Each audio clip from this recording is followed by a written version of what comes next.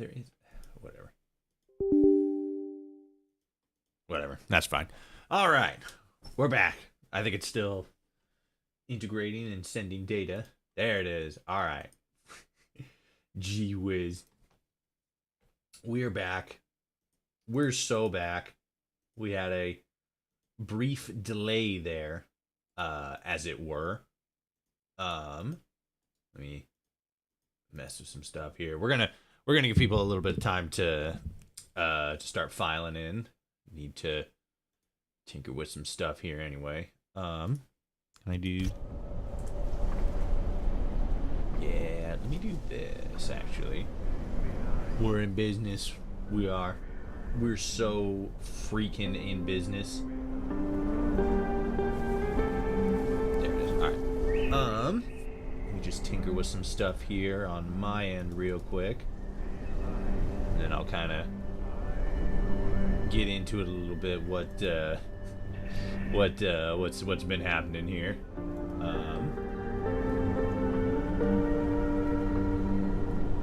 Okay, that's odd. I don't know why that's not working.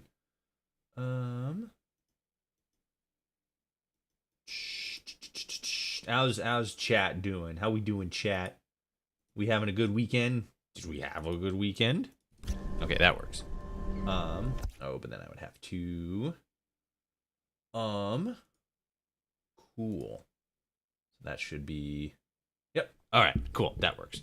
Let me check on this end. Make sure that that's good.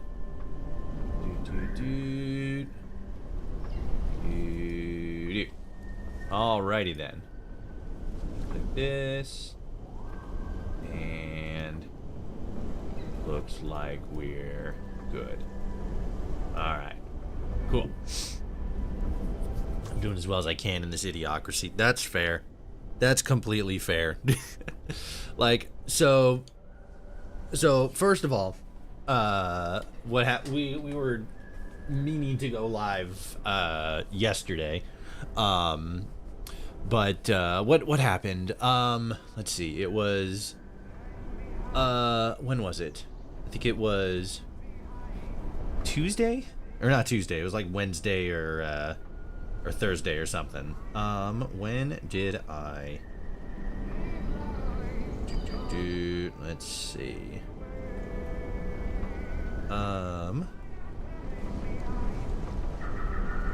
It was.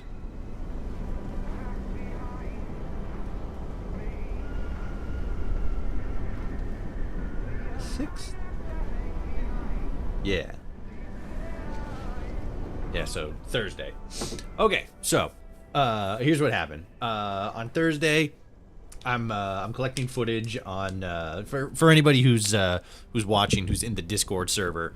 I partially explained what happened. Did you see Gavin Newsom glazing up Charlie Kirk on his podcast? Dark times for America. This is the resistance. I saw Newsom talking about something. Oh wait, no, yeah, he was on Charlie Kirk's podcast. I don't follow Kirk and his stuff because ideologically I don't agree with it. But I did see that Newsom was on his podcast and he said something about like transgender people in sports, but I feel like there's a lot of context that might not have been included. But I mean, hey, not my governor, not my problem. I already have enough problems with my governor. But as far as the streaming situation goes, Thursday I was collecting footage from Fallout New Vegas, The Frontier. So I'm playing New Vegas. I get the footage I need. I jump back into my editor, grab the footage, mess with it a little bit. And then I go to jump back into Fallout New Vegas, and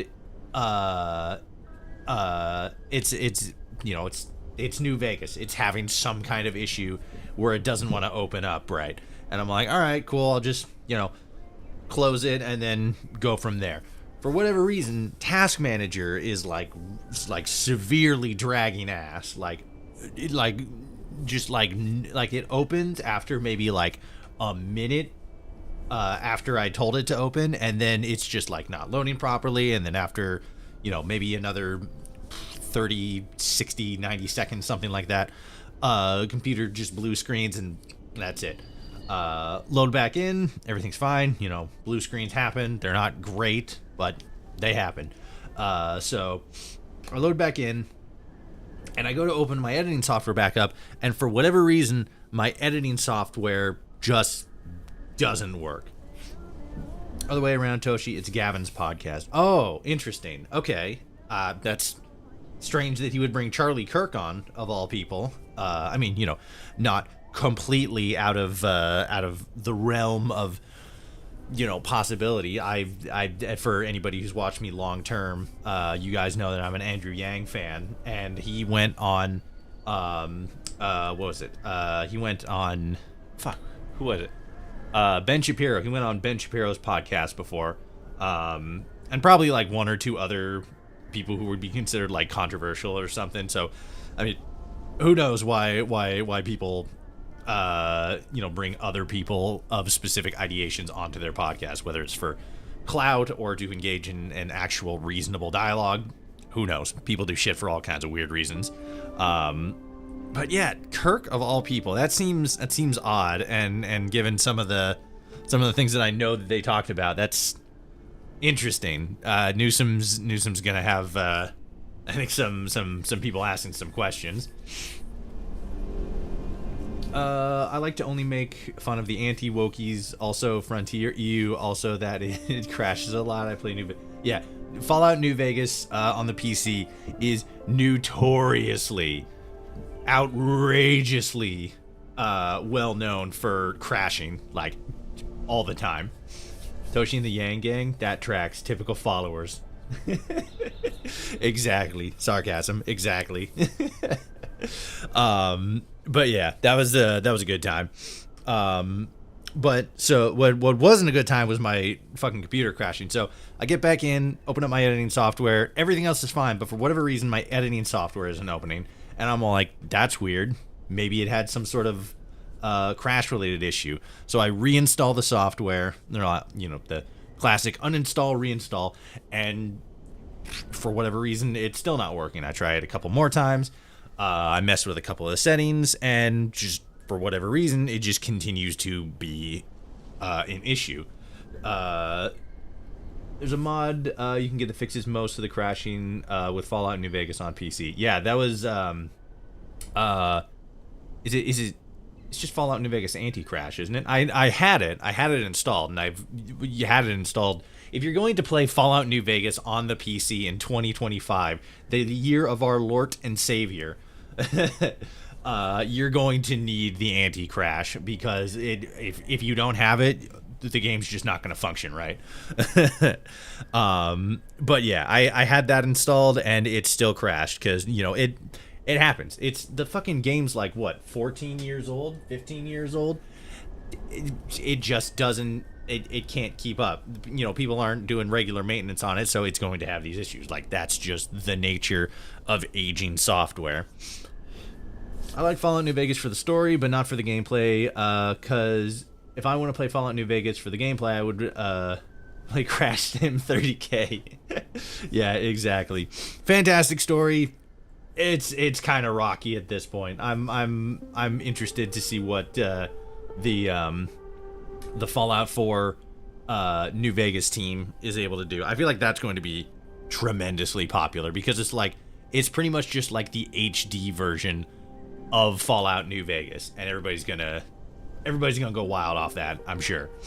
So my editing software isn't opening up. I'm troubleshooting it, trying to figure out like what the issue is, and I'm all like, what is actually happening? And since I can't figure out what's happening, my default option is just, all right, system rebuild, let's go. Luckily for me, I got a whole bunch of drives, so I'm able to like back my shit up and everything. And I'm doing that, I'm working on it. Run into the same issue again. I'm like, okay, what the fuck? Doing it again, rebuilding everything. Literally like maybe like 10-15 minutes before we started the stream, I figured out what the issue was, and it was, for whatever reason, my VPN, NordVPN, Not sponsored.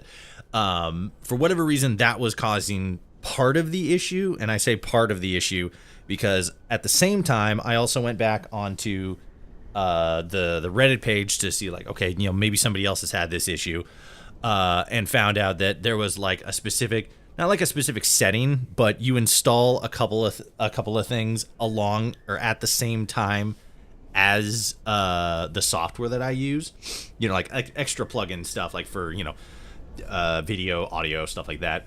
And I found out that there was one specific thing that, for whatever reason, I have no idea why, uninstalling that or not installing it at all on Windows 11 will just like crash it under specific circumstances. And I guess one of those circumstances was having my VPN active, because if I turn my VPN off, no issue whatsoever. If I have it on, issue. But if I uninstall this specific part of the software, works fine. I don't know fucking how that works, why that works, but my stuff's working now. It would have been nice if it had, been working yesterday before we started streaming, but hey, that's just how it goes sometimes. We got it working now. We're on the path to total recovery, as it were. And now we're back and we're playing video games, and it's awesome. I haven't played video games in like the past 48, 72 hours. I'm crashing hard, guys. Oblivion came out 19 years ago, and it's better than Avowed. That is just depressing. I went over to my sister's, and my sister has a housemate who was, when I went over there last time, she has a housemate, and he was playing Avowed. And he's all like, oh, you want to check it out a little bit? I'm like, hey, I'll check it out a little bit. And I didn't really get that far. And they were playing it on, what is it? They were playing it on Game Pass, which I don't know if it was like their TV specifically or like Game Pass or like what, but it felt a little disconnected. Like the inputs were a little slow. I'd go to turn, maybe like a second later, they'd turn, my character would turn. And so I wasn't able to get that far into the game. And I think I maybe had the difficulty up a little bit too high because I got my ass handed to me. But like, I don't know. I haven't, it's funny and frustrating because I've been seeing a lot of people talking about Avowed, but I didn't buy the game myself. Partially because I'm a little budgeted for the time being. But also, I've been kind of working on getting the last fantasy game that kind of ruffled the internet's feathers checked off my completed game list. I've been working on finishing up what is it? Dragon Age: The Veilguard. And so like I've been so focusing on getting caught up with games that came out a while ago that I hadn't finished, that I'm falling behind on the new games that are coming out and that are making everybody pissed off.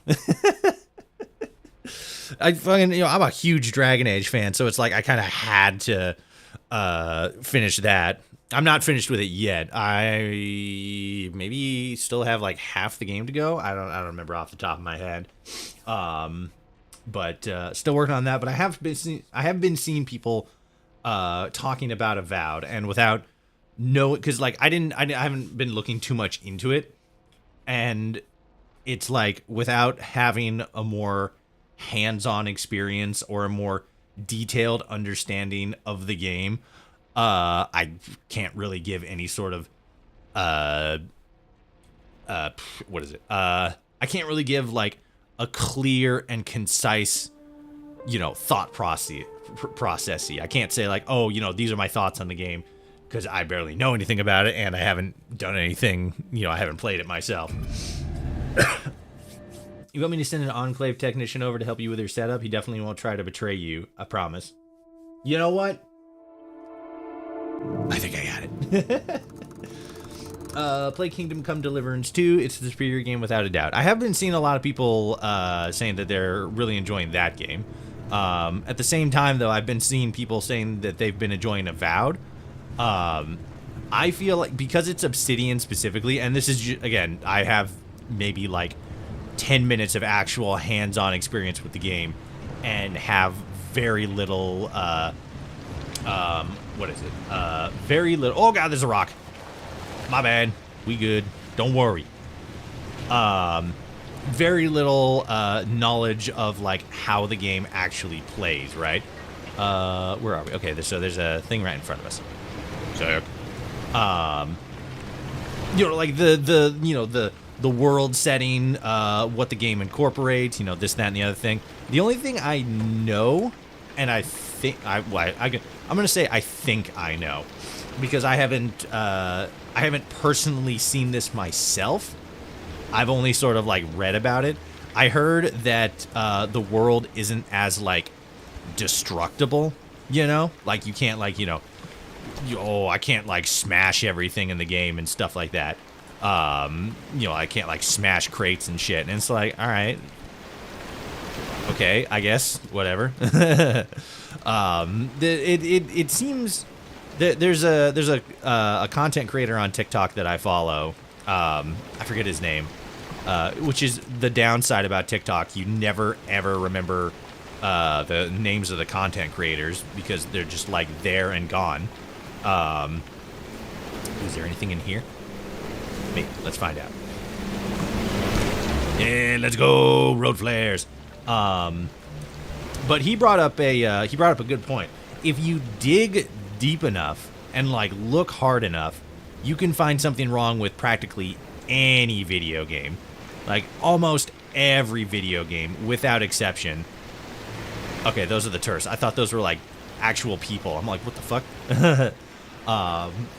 Without exception, you're going to find something wrong with any game. And for some people, it's like the thing that they think is wrong with the game is usually like a comparison thing. Like, oh, like compared to this, like it didn't do this part of its gameplay design as well as like this game did, you know, for just like a complete out there example. But that seems to be what some people are doing with Avowed. You know, they're like, oh, you know, you can't do this or you can't do that, and it's like, okay, well, what can you do? You know, you're talking about all this stuff you can't do in the game. Like, what can you do in the game? How's the writing? How's the RPG system? From what I've seen, the RPG system is really good. And from what I've read and what I've heard and stuff, it feels like it's a bit more of like a scaled back RPG experience. It's more condensed, but like the key elements of a successful RPG are there. And again, this is just me. I'm just talking about stuff that I've heard. I haven't played the game myself. I'm just saying these are the things that I have heard people say, and so I'm going to take them at face value and just speculate on those. I got a... Is it this one? I don't think it's this one. I think it's the buzzsaw. Bam! Hell yeah. Guess it works either way. Just that? Oh, there's another one up here. So, in that sense, and especially being Obsidian, you know, they make good games, but they're not like blockbusters, right? I think the last like I don't want to say successful or like super successful, because that implies that, you know, their games aren't successful. I feel like Grounded did really, really well. I really enjoyed Grounded myself. I think Pentiment did really good. Obviously, The Outer World, huge favorite. Oh God, excuse me. But oops, there we go. Like they're very successful and very good at the things that they do, but the problem is the things that they do aren't always considered, you know, the you know, they're comparatively there'll be people who are like, oh, like compared to this game it's not as good. And, you know, it's understandable that people who do comparison. Ooh, is this on the bottom or on the top? This is on the top, so we got to go up there. You know, I think comparison is, you know, good and well, but it can also be not good. What's B? Oh, right, I don't have a... I don't have a rear passenger door. Yeah, there it is. So it's like, I don't know. I don't know what I'm trying to say here. I'm basically saying that I don't know enough about Avowed to give any proper criticism, but from what I have seen, it seems to be very much along the lines of what Obsidian is sort of good at, but the scale isn't to what people were expecting, you know, because they kind of propped the game up as like, oh, this is like, you know, the competitor. Maybe not they, as in Obsidian. Maybe more so like just people in general kind of propped the game up as like, oh, it's going to be like an actual competitor to the Elder Scrolls series. When I don't think that, you know, maybe that was what it was trying to be. Maybe it was, maybe it wasn't. But I don't know. I think expectation in gaming is just kind of fucking sky high, and there's not enough people who just kind of enjoy games as they are. I can sneak through this.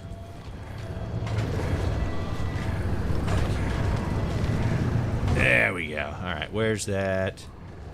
Oh, it is down there. Okay. Hold on a sec. I'll get caught up on the chat read here in a second. Oh, we got bunnies. Oh. What is it? Whoops. Shit. Fuck. Get off. Get off, you little sons of bitches. Stay on that fucking tree. Think about what you did. Somebody the last time we streamed this said that that's what they do, the bunnies. You just stick them on the tree and make them think about their naughty deeds. Let's open this up. What do we use for this? Pry bar. Where'd my pry bar go? What the hell? I just had a pry... Did I drop it? I might have dropped it.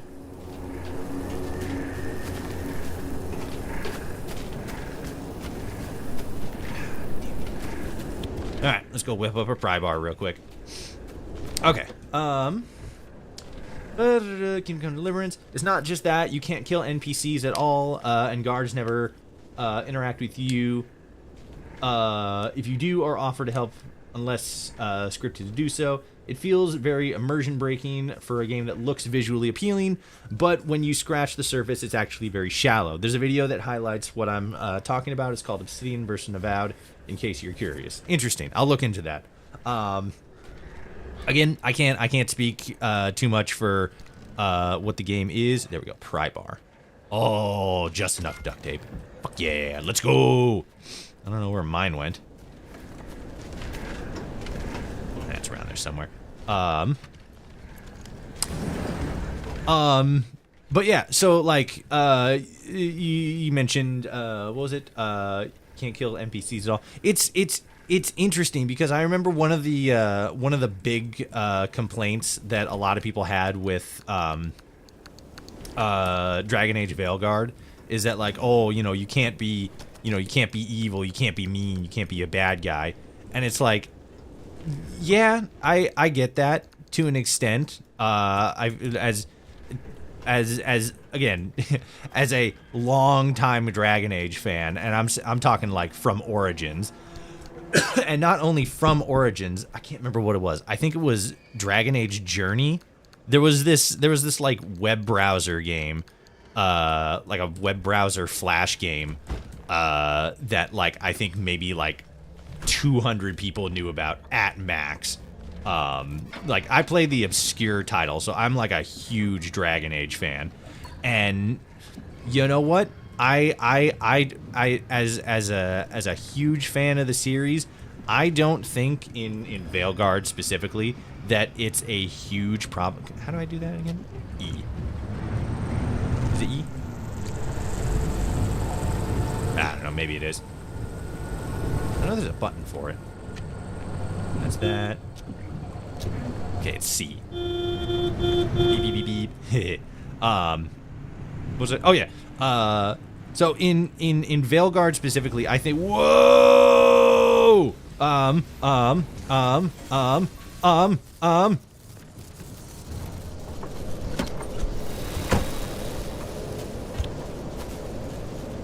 Okay.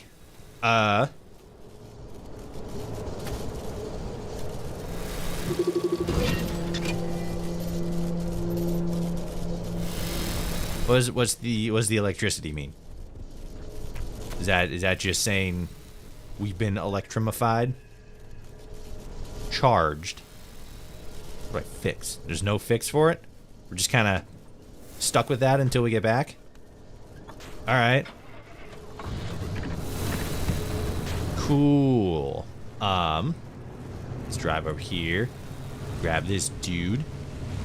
So what am I saying? Yeah, so for the narrative that Veilguard specifically paints, it makes sense that there maybe not, should not, or more so, is not. Whoopsies.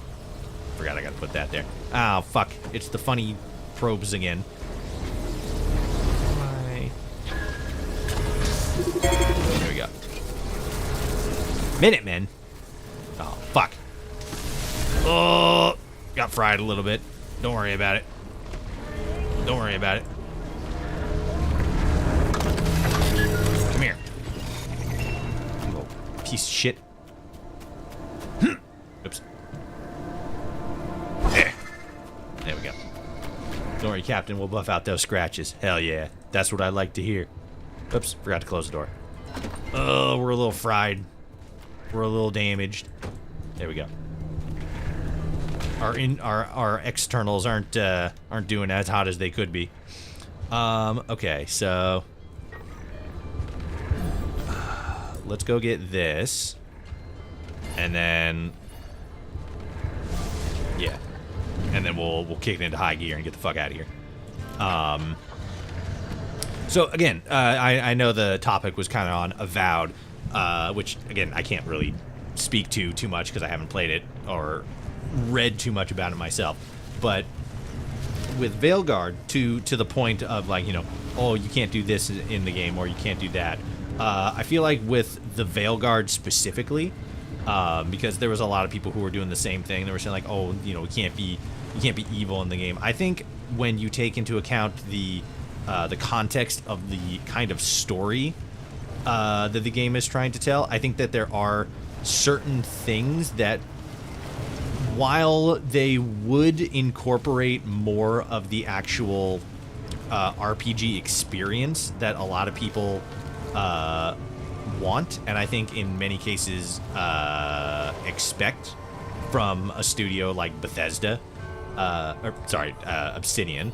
Where is this guy? Is it this? Maybe it's this. I gotta do this quickly because this green cloud is barreling down on me. Got some serious audio recording. Okay, I got it. Sick. Let's get the fuck out of here. That one. Okay. There we go. Oops, shit. Okay. We're out. Bye-bye. There we go. Probably should have done a little bit closer to the street. Can I change this? Oh, just this one. Screw it. Just drive. So yeah, Veilguard in Veilguard specifically, it's like, you know, the big final fight, or not final fight, the big final story. Everybody's sort of united to help stop Solus, and so it kind of makes sense that everybody's sort of on the same page, and they wouldn't try to be this like huge deviation. And because the game's story is focusing so much on like, hey, you know, this is the conclusion to the story that we set up in Inquisition, I think that it would feel really out of place to all of a sudden be all like, oh, hey, you know, I'm going to be a bad guy now. And you know, because when you introduce the ability to be not just bad, but more so antithetical or antagonistic to the narrative itself, it creates this weird dissonance to where the story is telling you, hey, this is your character, this is the quest you're on, this is the journey you're on, you know, this is your ultimate end goal. Shit, fuck, dicks. Nah, we're fucked. Yeah, we're fried. Shit, should have done that a little closer to the road. We spent way too much time on that hill there. Fuck. We might still be able to make it. We'll keep winging a prayer, gamers. Winging a prayer. Oh boy, there we go. Let me get the fuck out of here, and then I'll pick back up on my point. Oh, biscuits. No, yeah, we're fucked. 4, 3, 2, 1. Yep. Shit. Let's see. You can always just remove the doors, then you won't have to remember to close them. I suppose I could do that, but I feel like the vehicle would take more, you know, it wouldn't have as much protective. Just because the car's protecting you, it doesn't mean you should drive like that. Well, you know, shut up. Fuck. God damn it. There we go. I gotta drive her a little more forward. So yeah, in Veilguard specifically, you're on a specific kind of story and a specific kind of quest, and if you were to introduce the ability to be bad, obviously there would be the nth degree of that, you know, the Baldur's Gate effect, where it's like, you know, it's obviously like, you know, it's fun to be the bad guy and stuff, but when the story is trying to tell a specific narrative, there's often times where being against. If you're in a bind, pay a visit to the friendly dumpster out back. I always seem to find just what I need in there. Yeah, that's what I'm doing. He's spitting up everything right now.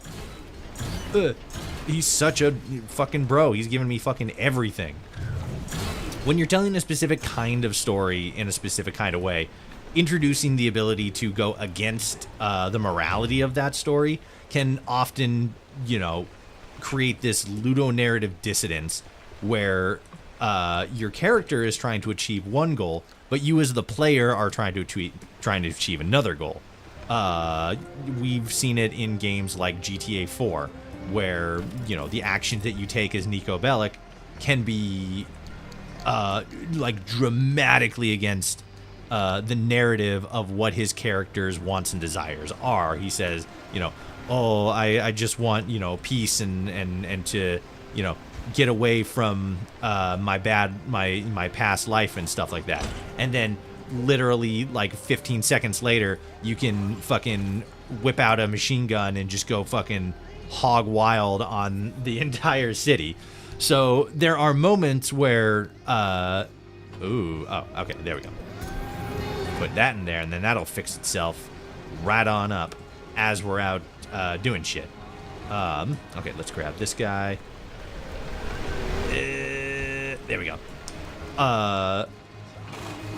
Ludonarrative dissonance. So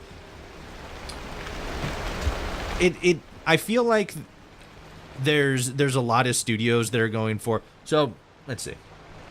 Are you talking about the Veilguard? That's a BioWare game, not Obsidian. Yes, but my core point, which, because I fucking ramble on forever and ever, everybody, including myself, always forgets what the point was because I'm talking for like 40 minutes before I finally reach a conclusion. My point was that with the Veilguard specifically, or with Avowed specifically, there are people who are like, oh, you know, you can't like fucking smash everything, or you can't, you know, kill NPCs and stuff like that. And while I can't speak to the Veilguard, or sorry, while I can't speak to, ooh, it is this one. There we go. In the Obsidian games, you typically have the freedom to let loose and do whatever you want. But in Avowed, it's so much more limiting the player choice. Yes, and that's the point I'm getting to.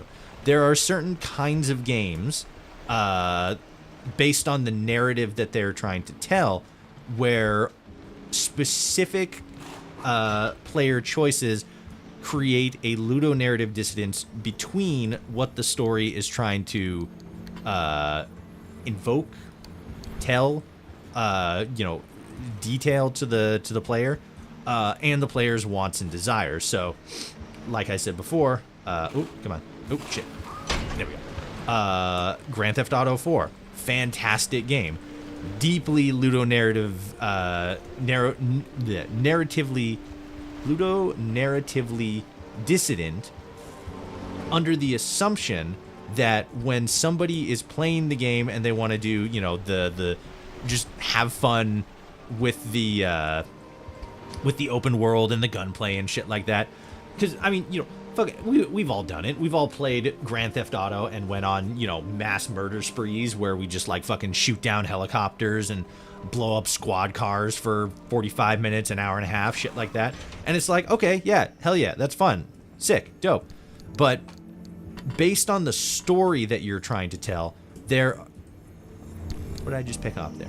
Oh, a headlight. Okay. Don't have any more spots. Cool. So, yoink. Whatever. There are times when the story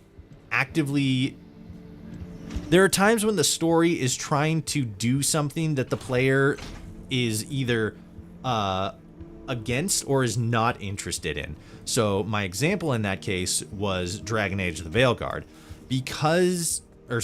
there were a lot of people who were saying in that game, you can't be a bad guy, or, you can't make, mean and evil choices. You can't tell your companions to, leave and go somewhere else, which I think that specifically is a little weird. That's a choice, especially when you have that ability in other games. Or sorry, not other games, but like previous titles. But when it comes specifically to where is my... Okay, I do have it. Sick.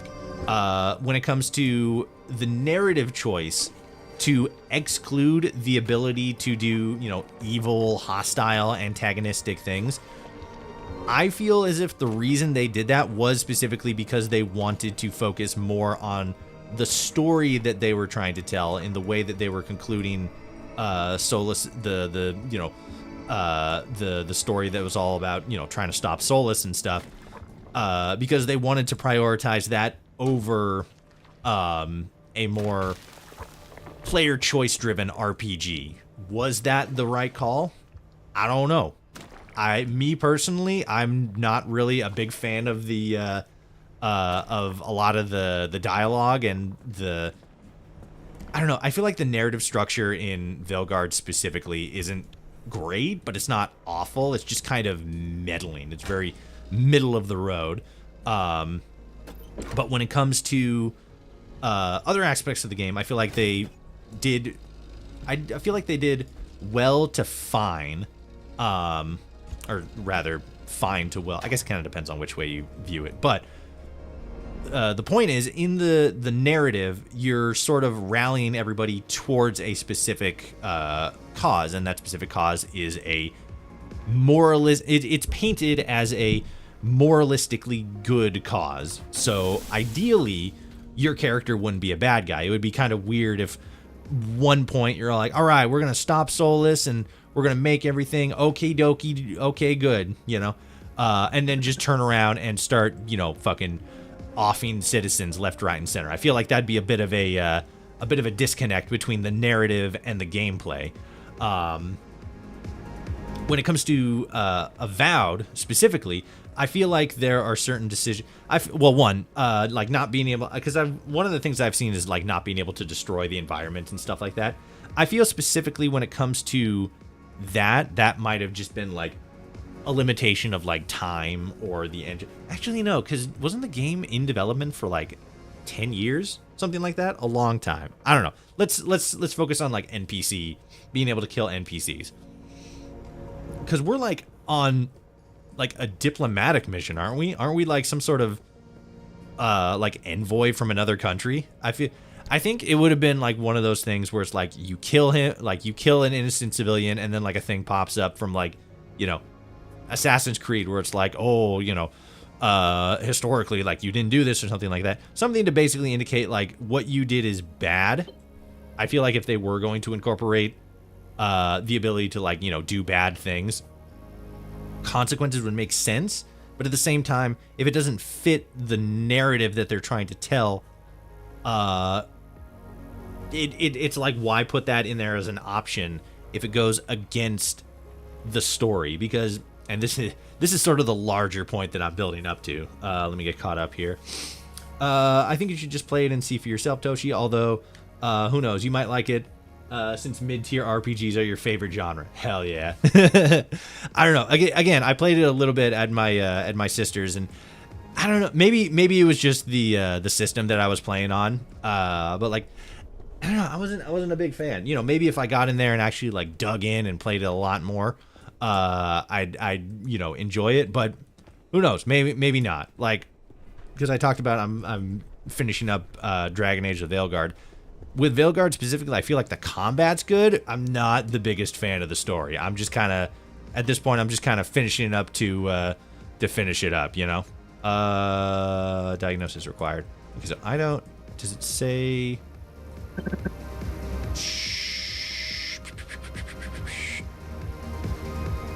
Oh. Oh, no, it needs a battery jumper. That's what it needs. Let me put that away. Go away. There we go. So yeah, like maybe I will get around to it. Maybe I won't.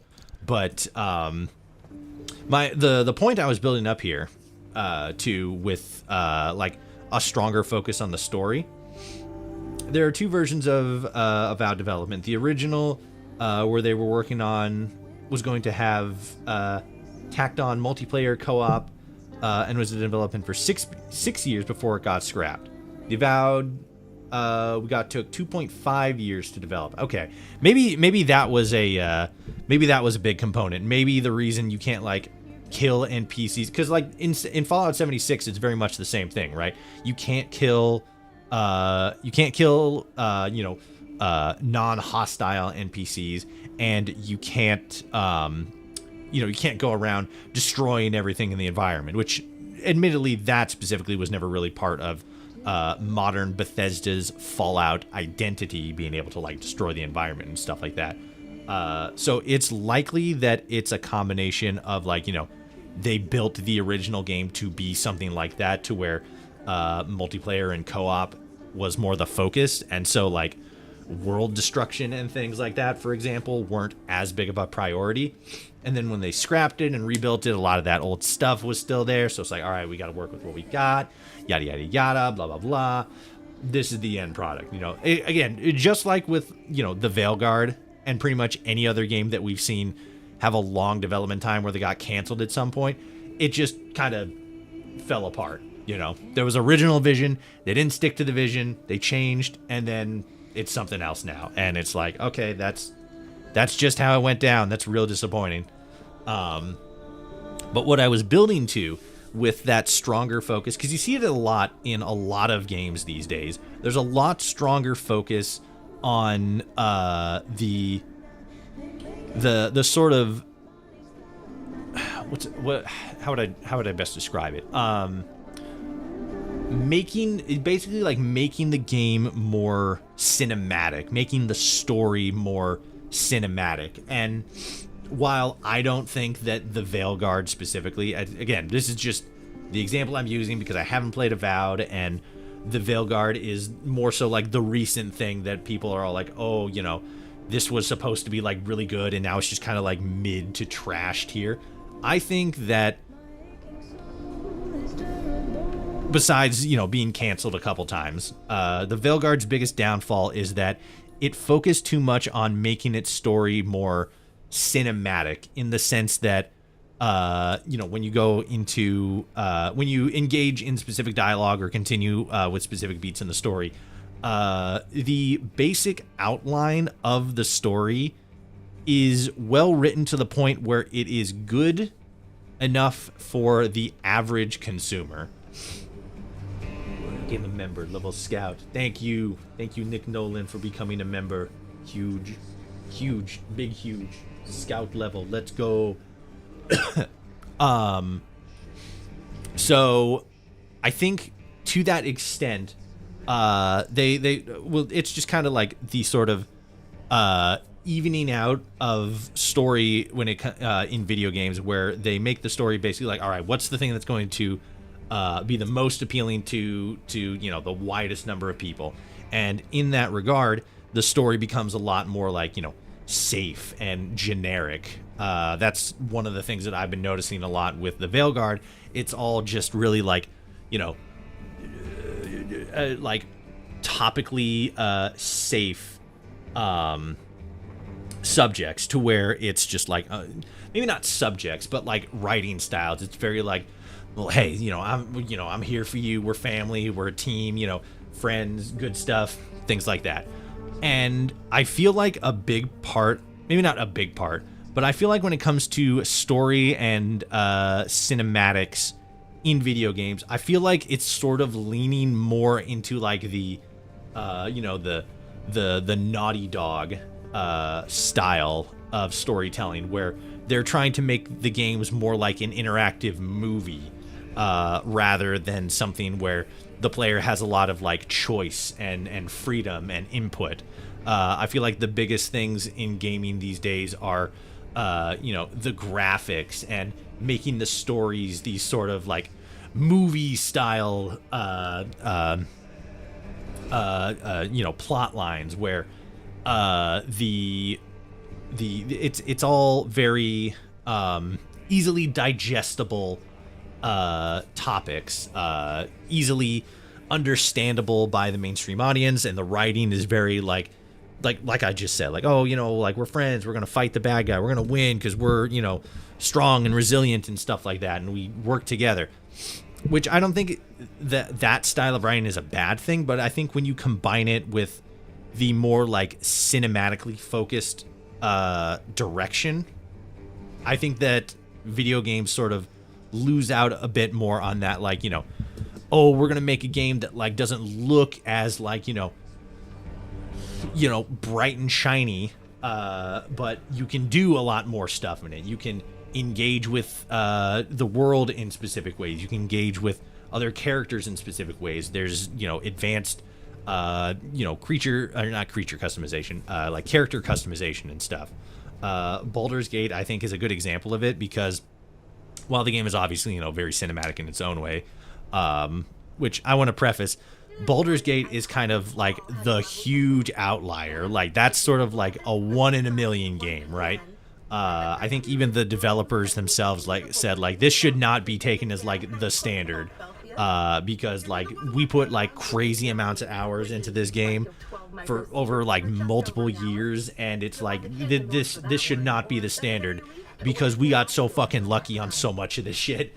But I do think that it's interesting because the thing that Baldur's Gate doesn't have, that I think like a lot of other games, like again, I want to include Avowed in here, but I can't because I haven't played it. But I can talk about like Bethesda games. Bethesda games focus on more like big open world gameplay spaces, which yes, Baldur's Gate 3 does have, but they're more so enclosed and they're very path focused. You can't fucking go jumping up mountains or anything like that. But where Baldur's Gate 3 suffers in the scope of its world, and it is a very large world, it's just sort of segmented into different sections, they more than easily made up for in terms of like the depth of their RPG system, the depth of their characters, things like that. But again, and this is what I was talking about before, you dig deep enough into any game and you can find anything to critique about it. The world is not as explorable, not as explorable. It is not as easily navigable. It doesn't feel as much of like an open world, and maybe that's just a maybe not symptom, but a effect of a top-down RPG. Because I remember that Wasteland 3 had a similar sort of feel to it. Again, these are all fantastic games, absolute bangers. But again, you focus on something specifically, what you're trying to do with the game, there are certain things that have to suffer. Baldur's Gate 3 didn't need to be this massive open world game. The Veilguard didn't need to be this, moralistically compromised, I want to be good, I want to be bad sort of thing because of the way they were trying to tell their story. Baldur's Gate lends itself to that because there's sort of a more generalized story. You're going up against, I don't know, it's like a big brain or something. Trying to figure out what's going on with yourself, and it's more of a generalized story. It has an overall structure, but it's a bit more expansive in how you approach it, and they built it with that in mind. I feel like Avowed definitely suffered because of delays, confusion about what they actually wanted the game to be. And I don't from what I've seen, I think that a lot of people have maybe not issue with it, but concerns about it. Can I go here? So I can't go there. Let's just go back here again. Let's give that another try. Sick. We got the car. Let's go. Bloop.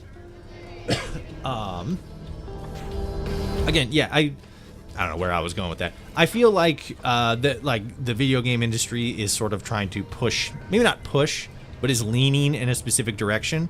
And I feel like a lot of the times that sort of crosses over with a lot of people's understanding of what they want from a game versus the kind of story that a lot of developers are trying to tell with their game, and a lot of decisions that developers are making with their game, which bumps against the expectation that people have for the game. I don't think either of these things are wrong. That's just kind of the the grading effect that we're having right now, to where players are expecting one thing and developers are putting out something towards a specific. Oh, hell yeah! Can I just go over there and just get my shit back? Maybe, I don't know. I haven't gone back somewhere where I had previously died in the prior mission. But let's go here and figure out what to do from there. We'll loot this place and then we'll go check out something else. But yeah, I don't know, because I don't feel like every RPG needs to be, or maybe even should be, this sort of. What is this thing?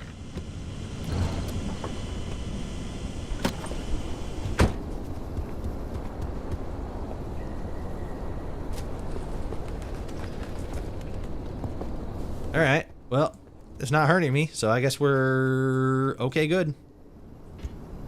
There we go. Not every RPG needs to be this like expansive, richly made or richly written game with, fucking like, do I kill the baby or do I not kill the baby? Like super mega fucking moralistic choices and stuff like that. I don't think every game or every RPG needs to be that, or even should be that. I think that there are specific instances in which that style is appropriate, but sometimes that's just not how things go for a variety of different reasons, and we can always speculate on what those reasons are. I think when it comes to Avowed, it's definitely a confusion of identity, I'd probably say. And again, haven't played the game myself, haven't read a whole bunch about it, but from what I know, it definitely sounds like it was it set out to be one thing, and then, things happened and it became something else. Is it good? Is it bad? That's subjective, I think. Bust this open. Bam! Okay, let me get caught up on chat. I'm going to make video games and everyone is going to play them. And they're like, you dork, go back to the chess club. Who's laughing now? Todd Howard. Hell yeah. Todd John Fallout Howard. Nailed it. His middle name is a full name. They want video games to stop being games and more like movies. It's boring. Yeah, so, let me get caught up on the last one. I stick mostly to indie games because they're being developed by people who generally actually play games and want them to be fun. So as as somebody who, because I mean we've sort of mostly talked about this. I had him on my podcast before. Well, the podcast. I just released an episode where we talked with Jonah Loeb, who was the guy who made the Death Claws for Fallout 4 and has done a whole bunch of other creature design for Bethesda. So if you want to check that out, check the link in the description. There should be, if you're watching on YouTube, check the link in the description. There'll be a link to my podcast channel. It was super awesome having Jonah on. He was a great conversationalist. I definitely recommend checking it out because it's my podcast, one. But it was also a great conversation. Jonah's super cool. I hope to have him back on at some point. But one of the other people that we've brought on and talked to, I don't think I should drive through that. That definitely seems like something I shouldn't drive through. I'm going to drive around this bubble of electricity in the middle of the road. That doesn't seem like a good time for me and my car. What's beeping? Probably all the fucking damage on my vehicle. But one of the other people that we've had on was Ropaket. He is a he's one of the people working on a Fallout 4 mod. Oh wow, I can't remember the name of the mod. Is it Coos Bay? I think it is. I think it's just Fallout Coos Bay, which takes place in Coos Bay, Oregon, which is a place I've been a couple times, but I'm not super familiar with. But it looks cool. Like the actual Coos Bay location. I'm not 100% sure where the project is at this point, but I would argue that there are a lot of the actual developers, right? The people who are actually working on the game. I would argue that a lot of people on that front are, like fucking typical gamers. They just have, experiences in creature design, asset creation, world building, stuff like that. I know Ropey's really good at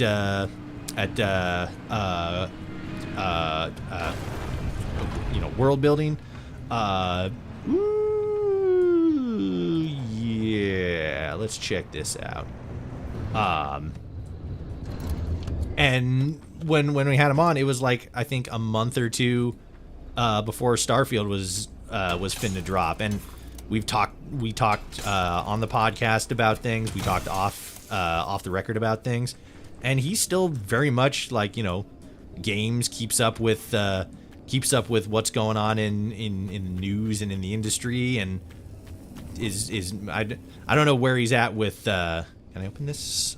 What do I need for this? Electrician kit. Don't have that. Fair enough. I don't know where he's at with the game right now with Coos Bay, but he's definitely somebody who's still very much active in the space and in the industry. Plays games, enjoys games, stuff like that. So I think it's two parts. One, I think it's disingenuous to say that the developers don't play video games or just don't care about it and shit like that. But at the same time, I don't think it's disingenuous to say that like the CEOs or the shareholders or the industry people, the people who are mostly in charge of like moving the money around.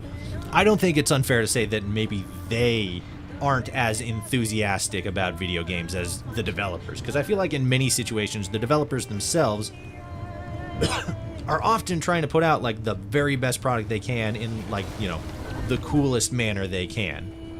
Did I miss that house? Oh no, I see where I'm going. Pass by this, see if. Is that it? Oh yeah, it got put on wheels. That's funny. Okay, let me hop out real quick. Take a look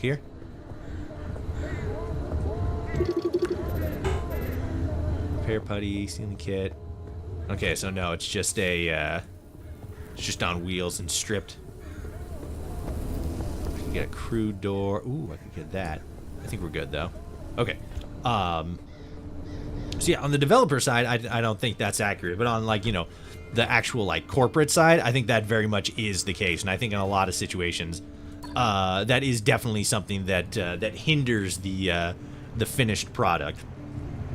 To the point though, indie games specifically, I think yes, definitely, probably one of the better locations to find, you know, super fun games, because while there are definitely some indie games that not the greatest in terms of, you know, quality, scale, anything like that, I think that a lot of the times there are really, really fun indie games. I mean, the fucking game we're playing right now is an indie game, and fuck, you know, it might not be everybody's cup of tea, a car PG, but I like it. I think it's really cool. I think it's a shit, fuck. Oh, we good? No damage? Sick. Okay. Let's park real quick. So we need to go back here so I can get that. Okay. Where are we going? We gotta turn around and then go that way. All right. Okay. Sick. But yeah, I do on the corporate side, I do think that there are maybe not forces that are actively working against, like, you know, putting out like a good quality game, but more so are focused on like the money side. You know, everybody has like their specific focuses, and I feel like when it comes to AAA game studios and stuff like that, I'm gonna say AAA projects specifically, there's always, you know, that risk of a game being, you know, more of like feeling like more of a cash grab rather than something that had like a lot of heart and soul put into it, you know? I'm gonna slide back here and try that hill again. Okay, let me get caught up here real quick. How do you guys make movie? 60 indie games, play want to be fun. I'm sure people working on AAA games feel the same way they do about a lot of people. Comes between them and their vision. Yep, yeah. That's mostly the big thing. It's more so like the reality clashes with the vision, you know. I think most AAA companies care less about what their fans like. EA, they're putting ads in their games from what I heard. Also, the creature designer of Fallout is helping with the money. No, okay. So let me clarify that so there's no confusion. I did an interview with former Bethesda game studio creature designer Jonah Loeb. He's the guy that made the Deathclaw, the Mirelurks, and several other peoples. He made the concept for a creature that never got implemented, a like 80-foot tall glowing one called the Maypole. Super interesting concept. He is not making a mod. I interviewed him for a podcast episode that's over on the podcast channel. Super great guy. The guy who is helping to make a mod, Fallout Coos Bay for Fallout 4, is Ropaket. Ropaket is an actual developer who's working who's working for Bethesda right now and has been working for Bethesda for a while. I can't remember exactly how long. I think when we interviewed 2 years ago, he had been working for Bethesda for 2-3 years, I think. I'm not 100% sure. I do know that he was actively working on Starfield at some point. But you know, he enjoys his job and does not wish to accrue the ire of Todd Howard. So he wasn't able to tell me too much about, you know, what he does specifically or anything that he's working on. But I do know that he works for Bethesda Game Studios directly, and I think, if I remember correctly, has credited experience working on Starfield. He is the one making a mod. Jonah Loeb is not making a mod for Fallout. He actually told me during the podcast that he's not really all that interested in Fallout. He's more focused on his on his graphic novel these days, Quiet Level 1, which seems like it's pretty cool. I'm eager to see what the finished product is. It looks cute. I forgot to grab my shoes. Are slippers okay? Slippers work. Slippers definitely work. Just hop in the back seat and don't spill anything. Seems like that car is gonna seems like the car has gone speeding too much. My God, maybe. Oh, the car was left behind. The other one, we died in this level, so it just left a totally stripped car where we'd fallen, which is pretty funny. The TLDR is what I was saying is indie devs have a lot more freedom to make what they want, how they want it, and are usually gamers who just want to make games that are fun. 100%, yes, absolutely right. I agree with everything of that. I think that the developers who work at as I previously said, and I'll reiterate again, I think that the individual developers that work at, on big game projects like this are, still gamers that want to make a game that's fun to play, even if it's a larger team built effort. I think that in a lot of cases, either the design decisions or design direction of people above them gets in the way of what they personally would want that game to be, and or oftentimes both the financial reality and all the money, all the people who are in charge of shoring up money and stuff. I think that a lot of times that also gets in the way of AAA games coming out and being the greatest thing ever, like the thing that we've always wanted to see out of a AAA game. But when it comes to, I'm agreeing with you. Oh my God, I know you're agreeing with me. I'm just adding additional context because you've met people on the internet. They don't pay attention. You have to fucking say the same thing 60 bajillion times, and then maybe after you say it the 60 bajillionth and first, maybe they'll get it. Maybe not actively, but so I have a cardinal rule I try my goddamnedest to adhere to. One of the worst things you can do is engage with the comment section. And so I try as often as I can to actively not do that, to actively avoid interacting with the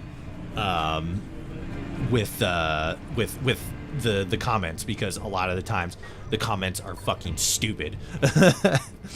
There's a lot of smart people on the internet, but goddamn, the second you get into the comment section, brain power just turns the fuck off. And I made the mistake of not properly adhering to that in a TikTok video the other day. There was a have I been here?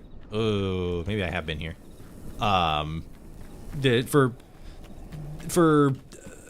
Yes, I have been here. Cool. For the briefest of explanations, there's an anime that I watch, and there's a character in that anime who is biologically one gender, and yet they use pronouns reminiscent of a separate gender that is not the one that they are physically aligned with. It's not they dress in a sort of ambiguous way. It's no, they very much dress in this specific way, but they use different pronouns than visually what you would expect them to. Ooh, if I do there.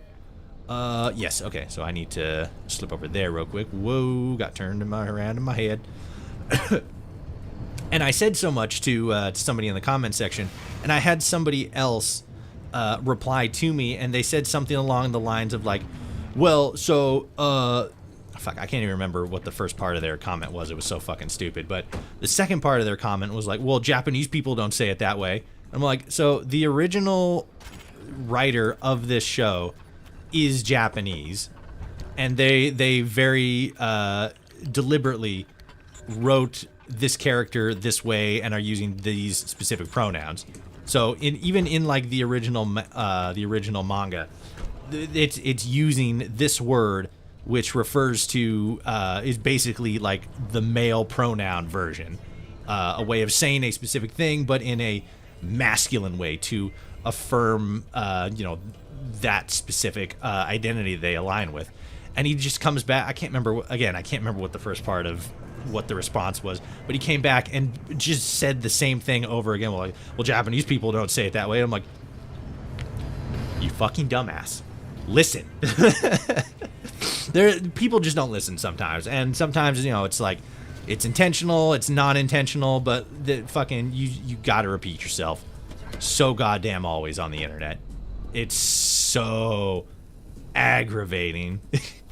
So if I ever like just say the same thing, even though we're like in the little fucking sons of bitches, come here, you bastards. If I ever say something and it's like we've been agreeing on this for the last like 15 minutes, just know it's one of two things. One, I'm stupid and forgot. Two, I'm just saying it so that fucking anybody who's watching later isn't all like, well, he said this, and like, no, I said the other thing, and I said it like 15 times. Fucking pay attention. God damn it. Okay, but yeah, I'm not trying to come off as angry or fucking to anybody in chat. Chat is beautiful. I love you guys. You guys are hilarious and magical creatures. But god damn it, do I hate the comment section. Okay, let me get caught up here. I didn't know this was an indie game. I thought it was AAA. Yeah, it's from a smaller studio, so it's like, I don't know. I feel like there's two kinds of spectrums of video games. There's like AAA games where it's like, like Rockstar and Bethesda and Ubisoft and shit like that. But then there's the other games where it's like, fucking, what is it? Like Lethal Company. Like Lethal Company was made by one dude, right? And it's like, oh, that's like super indie. And it's like, yeah, that's probably one of them, like the most indie you can get. Just a game made by one person. But then there's also like smaller development studios and games that are made by smaller teams. Me specifically, I sort of lump those also in as indie games. So like, let me actually check real quick. Where's Steam? There's Steam. What is? Yeah, this game was made by Ironwood Studios. Oh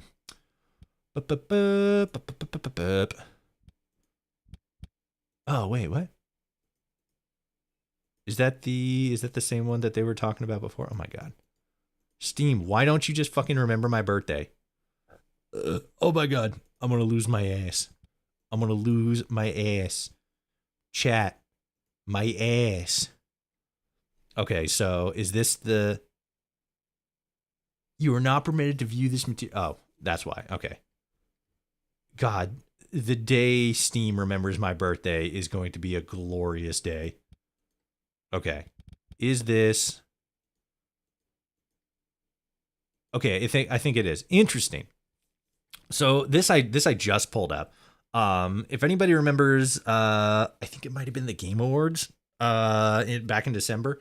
One of the games that got shown off was a game called Expedition 33, which looks and feels very much like sort of like a combination of like Final Fantasy. It's like the Western version of Final Fantasy almost. That's like kind of what it looks like. And like visually it looks really interesting. What's it say? Lead the members of Expedition 33 on their quest to destroy the Paintress so that she can never paint death again. Explore a world of wonder inspired by... That's a bunch of French words, I don't know. And battle with unique enemies in this... okay, so turn-based RPG with real-time mechanics. You guys got fucking Google, YouTubes. You can look that shit up. It looks interesting. It looks really cool. I was actually... wait a minute. Nope. Publisher's the same. Developer is different. So what did these guys specifically... That's the fucking publisher. I want the developer. Oh my god. Okay, for some reason. So the studio is Ironwood Studio. I don't know off the top of my head. You know what? Let me just Google it. Okay, so what games have they invented at good old Ironwood Studio? Is there a wiki? Nope, there's just the website. That's cool. That's fine. Let's see. They made Pacific Drive, and that's it. Just the one game. They've just made one game so far, and that game is Pacific Drive. So so definitely a step above one dude making the game, but not quite up there to the point of like AAA. But yeah, super small studio that only has one game under their belt. All right, let me get caught up here. Like RL3 says, nuke them all and let God sort them out. Exactly. That was the worst time to make that joke.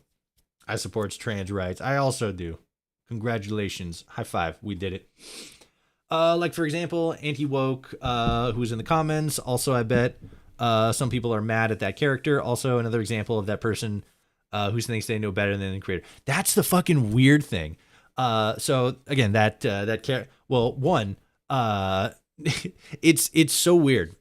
Because there's one of two things. When there's like an actual like trans character in media, there'll be one of two reactions from what I have personally observed, right? There'll be one of two reactions. One, they'll just say like, oh my God, this is fucking like DEI, blah, blah, blah, wah, wah, wah. Or they'll do this really weird thing where they'll pull up all kinds of like maybe straw man isn't the proper term that I'm thinking of, but they'll pull up all these like examples and justification to be like, oh no, like this character isn't this way. You have to look at like the original source material and stuff like that. One of the ones that more so recently comes to mind was Vivian from Mario and the Thousand Year Door.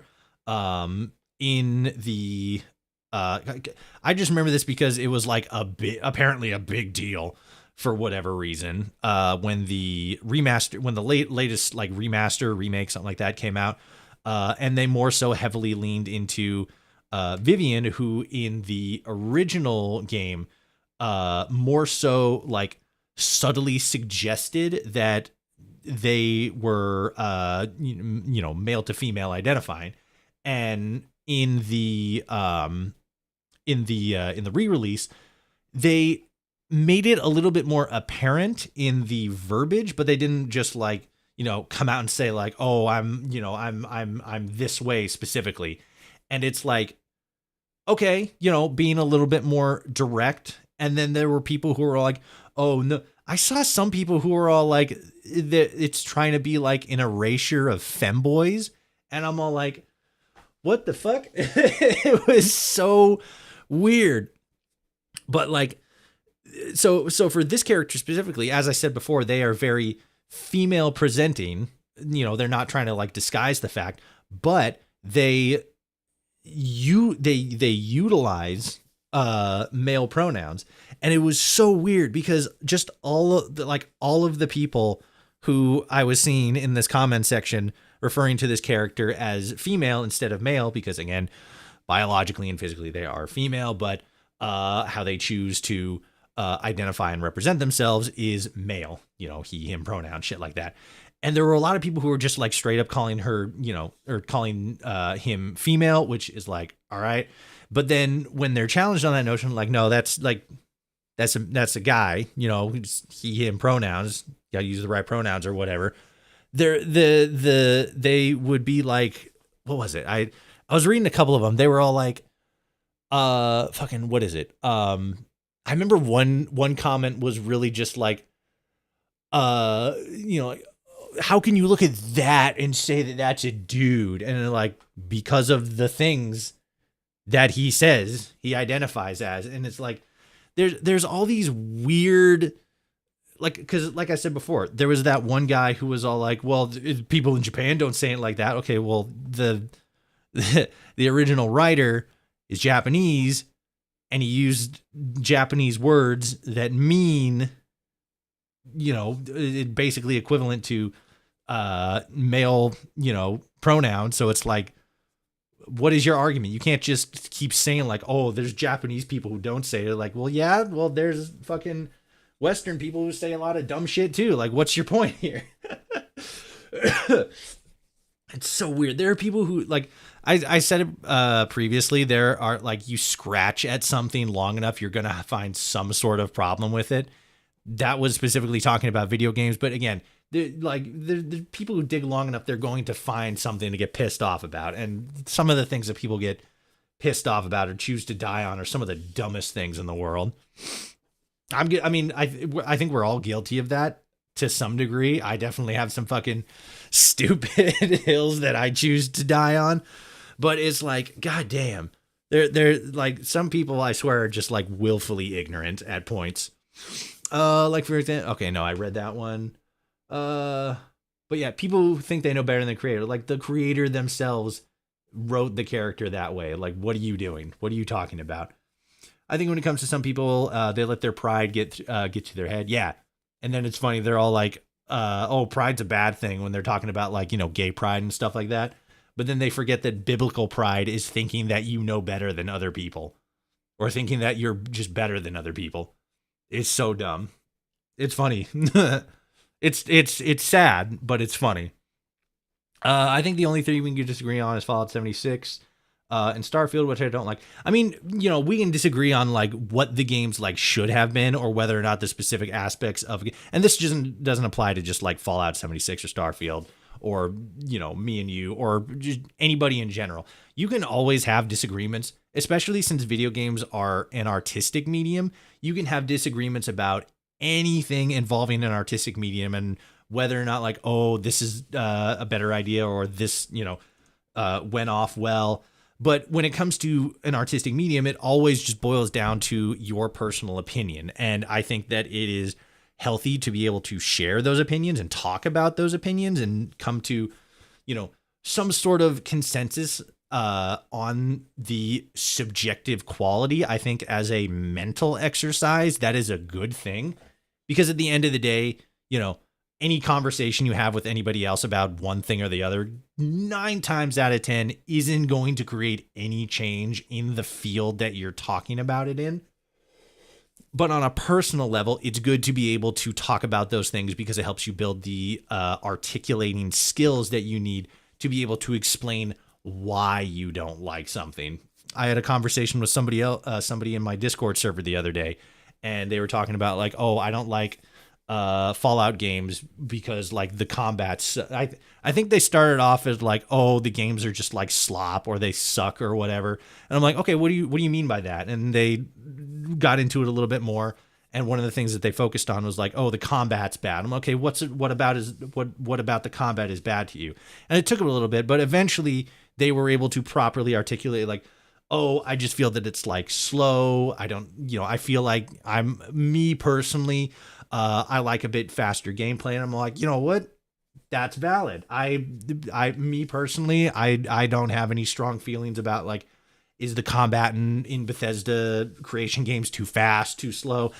I don't have an opinion on that. But when I've played games that have faster combat style, I definitely see it. I can see how that sort of combat style can be more appealing in that specific game or just like in general.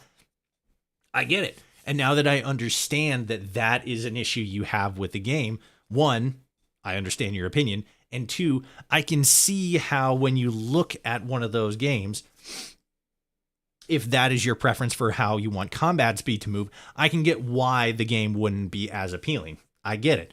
Most importantly, I understand your perspective. And so this conversation isn't just like, well, your game sucks, I don't like the game you like.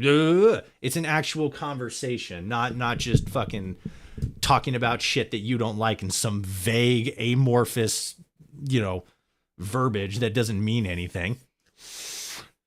Even with Starfield, it's like, I like the concept. Big space exploration games are my jam. I just don't think Starfield is going, which is valid, which is absolutely fair. I think that if I were to, because one of the things that was constantly talked about was the comparison between like Starfield and No Man's Sky.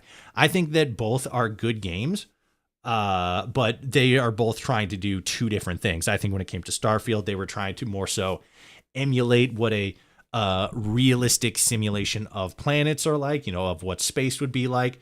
And with No Man's Sky, they were just trying to make like a big space game with all the typical like crazy planets and aliens and shit like that. Even though not all of the planets are, filled with life and stuff like that. A lot of them are still just, like balls of dirt and shit. But, that's the risk you run with several trillion planets that you have in the game. That's fucking crazy too. That's absolutely wild to me. I don't need to reignite the debate. Yeah. Chat my ass. Toshi for a Toshi moment. That's just me all the time. Here's some funny news for you. BlackRock wants to buy a Chinese-owned port at the Panama Canal with Trump's support. Funny part, BlackRock has been investigated in the past for its ties to China. So I did hear about that. One of the things that I also heard is they're not buying the ports. They're buying like specific, it was like docks or something, or like specific parts in the canal. So it's not so much that they're trying to like buy the Panama Canal or anything like that, which wasn't your claim. It was just something that somebody else had said in, again, one of those like generalist fucking amorphous sort of claims that BlackRock was trying to buy the Panama Canal. Again, that's not what you said. But to your point, they're trying to buy like specific parts of the canal. Like I think one on each side or something like that. Or maybe they have one on one side and they're trying to buy another on the other side. I don't remember. But yes, that is definitely scary nevertheless. Especially because like the thing that Trump has said, like, oh, we need to stop it from being owned by the Chinese or something. But Panama said that they like China doesn't actually own any parts of of the Panama Canal. But if BlackRock does work for China, maybe Trump just gave them the idea like, oh, hey, wait a minute. Let's get BlackRock to buy him. Okay. Like what the Joker said, if you see that, that's actually pretty funny. Exactly. Toshi, you not so old dog. How have you been doing? Any news? I'm doing good, Vlad. How you doing? You know what? We're just kind of vibing, it's funny because I am so politically I don't want to say like I'm super like politically in the know, like I know what's going on like all the time, like I'm constantly listening to the radio, but I do as much as I can to like keep up with what's going on and like the news and stuff like that, especially when it comes to the government, politics, shit like that. But like it just hasn't been good recently, so it's like fuck, something's fucking up somewhere, and it just doesn't sound good. They're fucking putting like fucking washing machines in the fucking the USAID fucking like Doge is living out of them and something now. It's like just fucking, I don't know, fucking shit's gone rogue. Everything's on fire. I'm just trying to play video games and stave off the inevitable, a lot of Western people having drama over stupid shit. Partially that, but partially also the fucking shit that's going on in the government. We've been using the phrase "couldn't care less" wrong for years. In America, we say could care less. Like, what does that mean? It means we could care less. There's the littlest we care, and we could always care even littler. I definitely think Oblivion has better combat than Skyrim. Being able to cast a spell while having both my hands on a sword, like I suddenly grew a third arm, was nice. That is kind of cool, actually. Maybe we'll see something like that return for Elder Scrolls 6. I think BlackRock wants more money, like always. Yep. But can BlackRock buy Raven Rock? You know what? I wouldn't be giving them any ideas. I just think it's weird because like fucking there's a coffee chain in Portland and maybe other parts of the country too. I don't know off the top of my head. I'm not a big coffee guy. But there's a coffee chain called BlackRock, And so it's funny whenever anybody's talking about BlackRock, what are they? What is BlackRock? Is it like an investment company? Is it a paramilitary company? What is it? Okay, it is an investment company, an American multi-international investment company. Initially as an enterprise risk management and fixed income institution asset manager. I don't know much about economics, but whatever the fuck that combinations of words was, absolutely sounds like a scam. What the fuck? I have never heard a more fucking business orientated combination of letters and shapes in my entire life. Initially started as an enterprise risk management and fixed income institutional asset manager. Jesus Christ. Like, again, I'm sure that's like one of the most completely like normal things in the world, but just reading it like that sounds so fucking weird.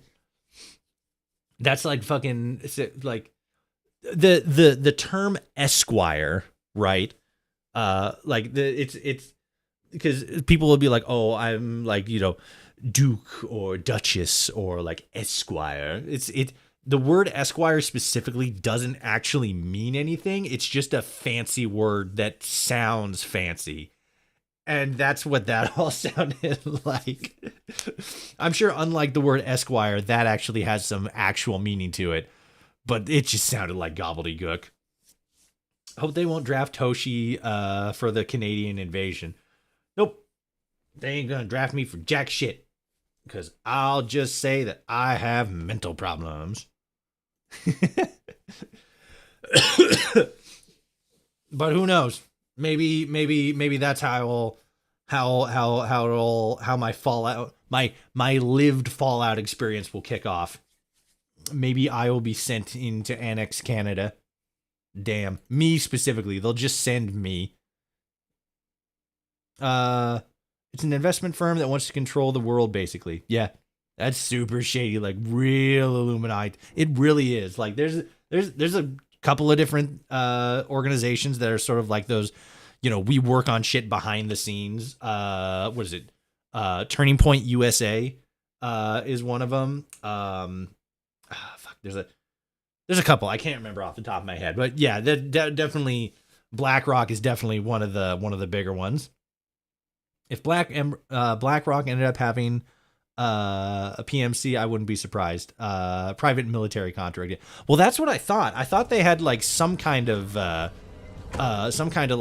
paramilitary thing associated. Maybe it's one of those situations like in Cyberpunk where it's like, oh, we're just like a company that does like this thing or whatever. But then we also have like fucking dudes with guns that work for us. Like, okay, cool. Now we're not scared to fucking send them after you, you bastards. Okay, let's see. Where are we going? I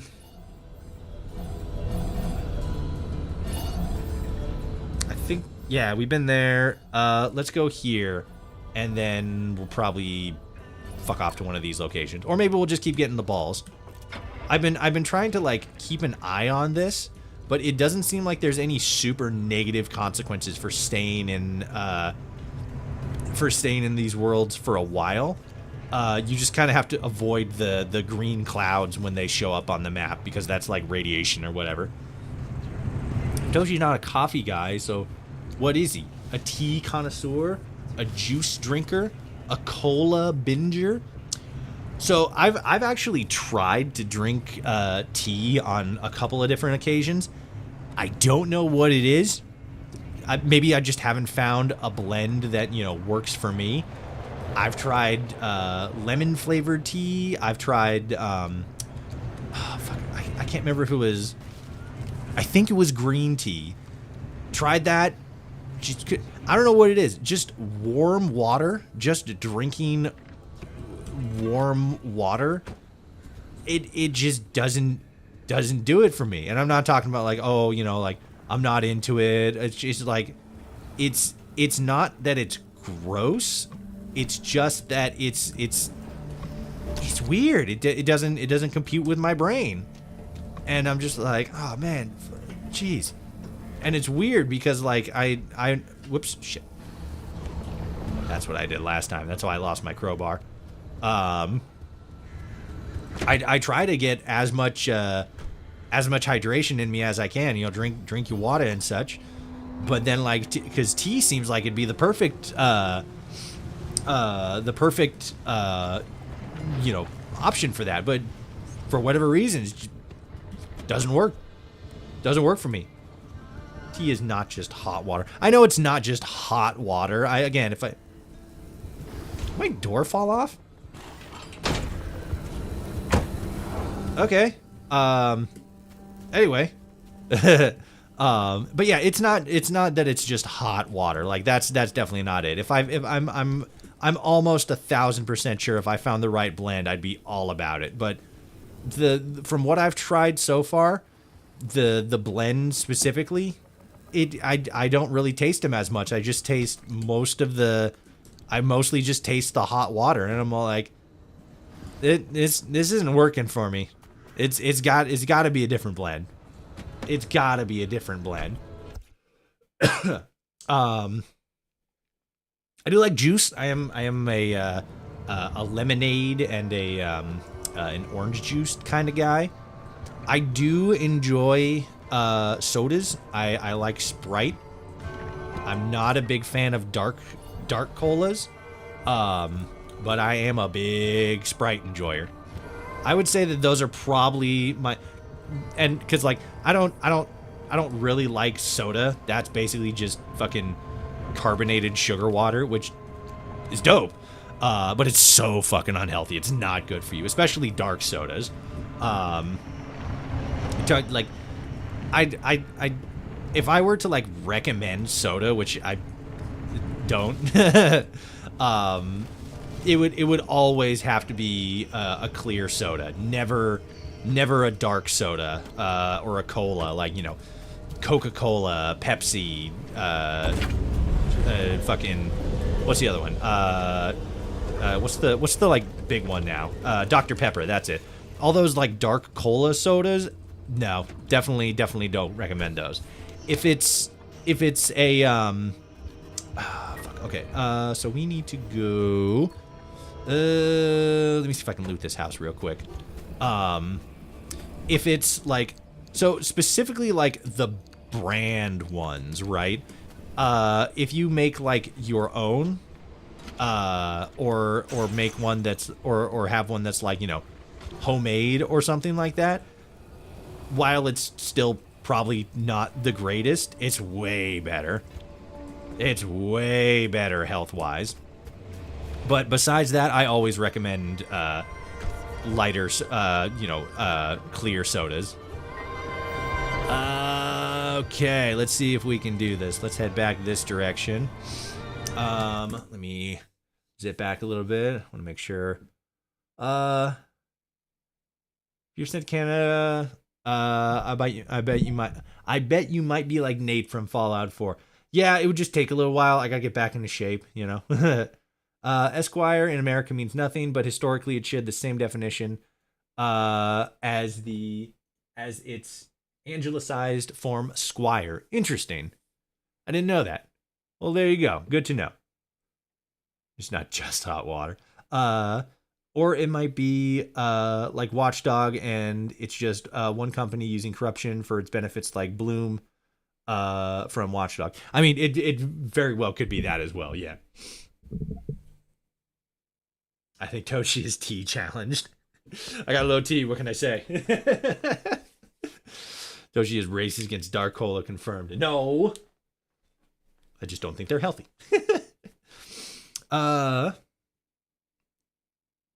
It always has to be pure, crystalline, clear soda. Never that dirty.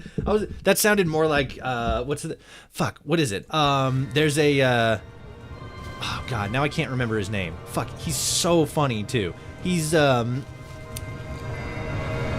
hold on. I gotta pull up his name, because if I don't get his name right, I'm gonna be sad. Fuck. Let's see.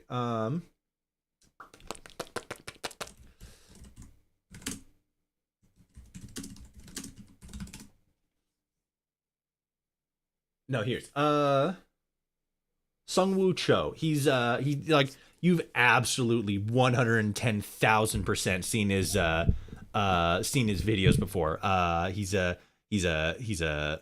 chubbier Korean guy. He's got short black hair, kind of swept over one side. He's got all kinds of shorts that are absolutely fucking hilarious. And one of the ones that he's done was, whoops, nope, wrong one. There we go. One of the ones that he's done is enjoying something before and after Reddit. And it was like he takes a sip of water and he's like, water's refreshing. And then it cuts to the after Reddit part and he's all like, I usually like to drink my water with an alkaline level of no more than 2, maybe 4 if I'm feeling a little bit more acidic, but usually no more than 2.5, maybe 3. Usually I like to drink it in a fucking, what is it? I can't. It's so funny because it comes off as the level of informed that you would get by becoming super involved in a micro niche community, like drinking water or becoming an aficionado with like soda or wine or anything like that. But it was just so funny because it all sounded so legit, which I absolutely do not doubt that there is a water snob subreddit that's like focusing on alkaline water and which brand of bottled water is like good and which one's bad. But like when I originally read that, it has to be a pure, crystalline, clear soda. Like it has to be from the can. It can't be from the bottle because then you have all those forever chemicals that just taint the flavor of the soda. That was what my brain just immediately went to. And I'm like, oh fuck, I do sound like that, don't I? Shit. Fuck, chat can tell I've been on Reddit for too long. Damn it. Son of a bitch. No soup for you. No, not the soup. Please. No. God damn it. Am I going the right way? Yeah, I'm going the right way. Okay. Oh, fuck. Is the road up there? Yeah, it is. Son of a bitch. I keep doing this. I keep like getting stuck at like the bottom of the hill. Okay. I need to not go that way because that's bad. There we go. All right. There we go. But yeah, Sungwoo Cho is so funny. His skits never cease to just fucking double me over. What was one of them? I'm trying to remember some of his other skits. He's got a bunch. He's been doing them for a very long time. I remember one of them was what was it? Is like characters age in anime, and it's like it started off with like, my name is fucking whatever, Saskara, blah blah blah, whatever the fuck. And I was in the war where I killed 1,000 guys, and now I work at a post office or whatever. How old am I? And cuts to him on the couch and like, I don't know, 27? And she's like, I'm 16. The fuck does she have a job?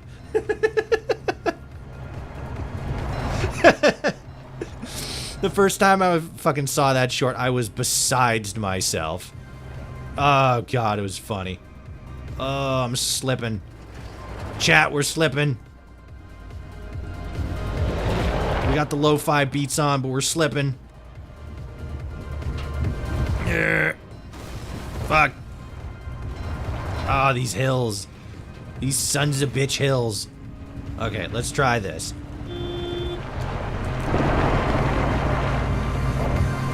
Power brake does not work for ass. Okay, where's... You know what? We'll just drive forward. The road's gonna connect up there, and then we'll just fucking get turned around. I know you've got nothing else going on. Come on now. Stay. The hottest and only dance party in the show. Free anomalies at the door to the first good stuff. Woo! Free anomalies. Oh, come on. These hills, I gotta tell you. I gotta say, not a fan of them.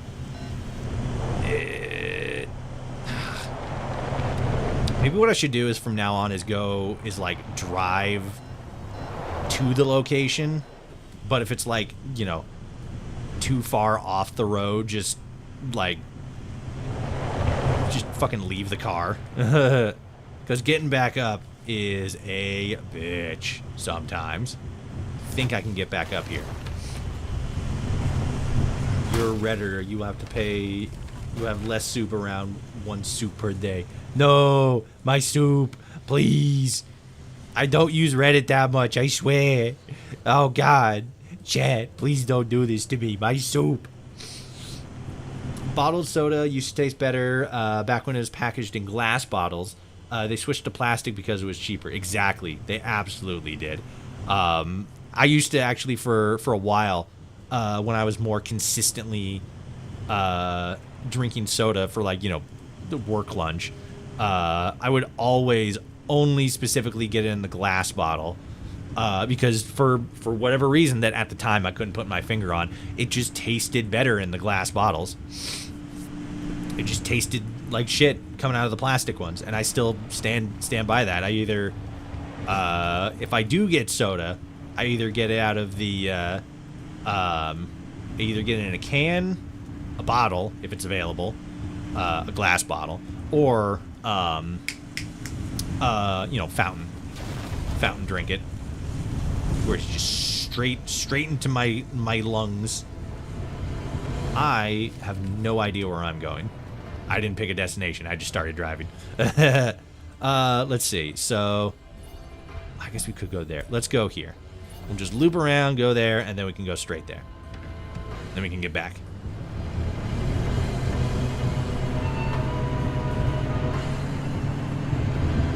You gotta take your car to to Toshi. You know what?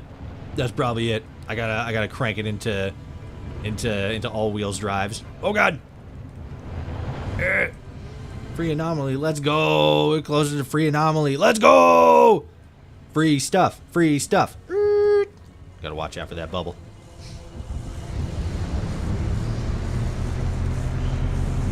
The radio presenter sounds like the Raider bot from Atop of the World in Fallout 76. I was thinking that, actually. She did kind of sound a little bit like Rose. Maybe she is. I don't know. That'd be super cool. I wouldn't be surprised either. The video game industry only has so many voice actors. Sadly enough. Glass is also better for the environment because it actually degrades, while plastic lasts pretty much forever. Yep, exactly. I saw a TikTok video. Whoops. Past my destination, but I need to. Let's see, can I cheat it? Vehicle protection compromised. Ah, all right, that's fair. I did smash right into that. Okay, so we gotta kind of keep an eye on the GPS. What did we hit? Is it a tree?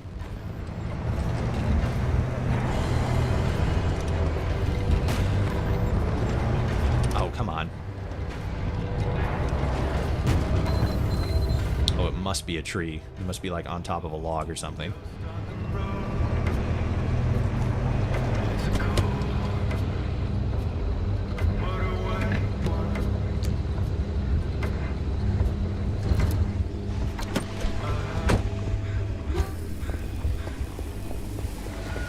Damn it. Alright. Let's do this then. Warp location.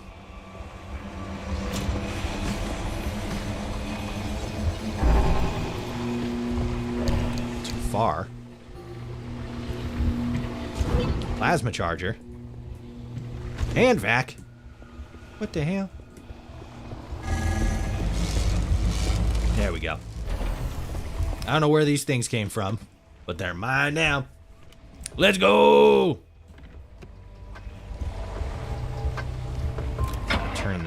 Turn the engine on. That'll do it. Okay. Let's figure out. Okay, so that turned off. I'm trying to keep an eye on this map here. See when things open up. Let's go this way. There we go. Okay, now it's open. Let's do that. Sick. We're outie. Oh god. Oh god. Oh god. Oh my god. Okay, we're good. We would have been good either way. I fucking was backing up to fucking pitch around and get the fuck out of here. Just start bolting for the exit, and then I realized, oh fuck, I'm backing up over to the edge of a hill. Oh no, but luckily we had a lot of space. A lot of space. Because if I had started that thing and then slipped down the hill, oh, I would have been fucked, and I would have been so bummed out, because this would have been the second time in a row that we died on this map, specifically because of the hills, and I would have been like, oh fuck, dude. Okay, we're good though. We're gonna get to the exit, and then we're okay. Back to the garage. Let's go!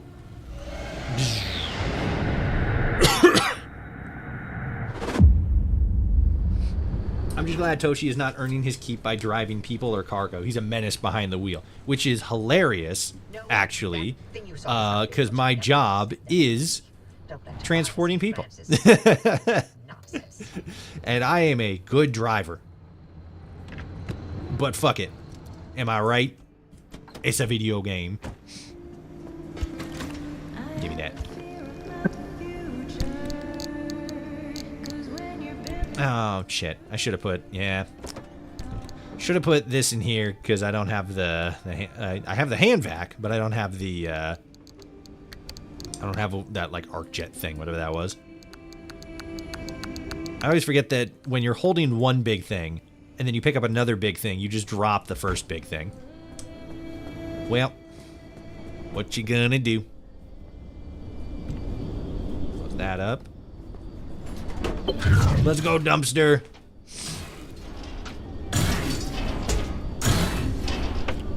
Are we going to get out like we're in the DeLorean? Exactly.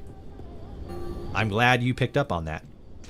Okay, this is a side door. Let's put you right there. Grab these bad boys. Run over here, grab this guy. Blip, blop, blip, blop, blip, blop, blop. Okay. Let's see where we're at. Battery's good. Alright. What do we got? Actually, let's see what we got on here. Front hood. Pretty much everything. There's like fucking nothing that's good here. Let's fill up real quick. Come on. There we go. Alright. Fill it up, fill it up, fill up the gas. Fucking, what was it? A couple years ago? 2022? 2023? Can't remember exactly. Oregon, for the longest time, has been, because in most states in the United States, pretty much all of them, I think, for maybe like Oregon and Maine, maybe, it was it was policy that gas station attendants would be the ones who would pump gas for you. The actual passenger, so that's crew panel. Okay, that's also crew panel. Crew panel, here we go. Sick! Put the new one on. Let's go.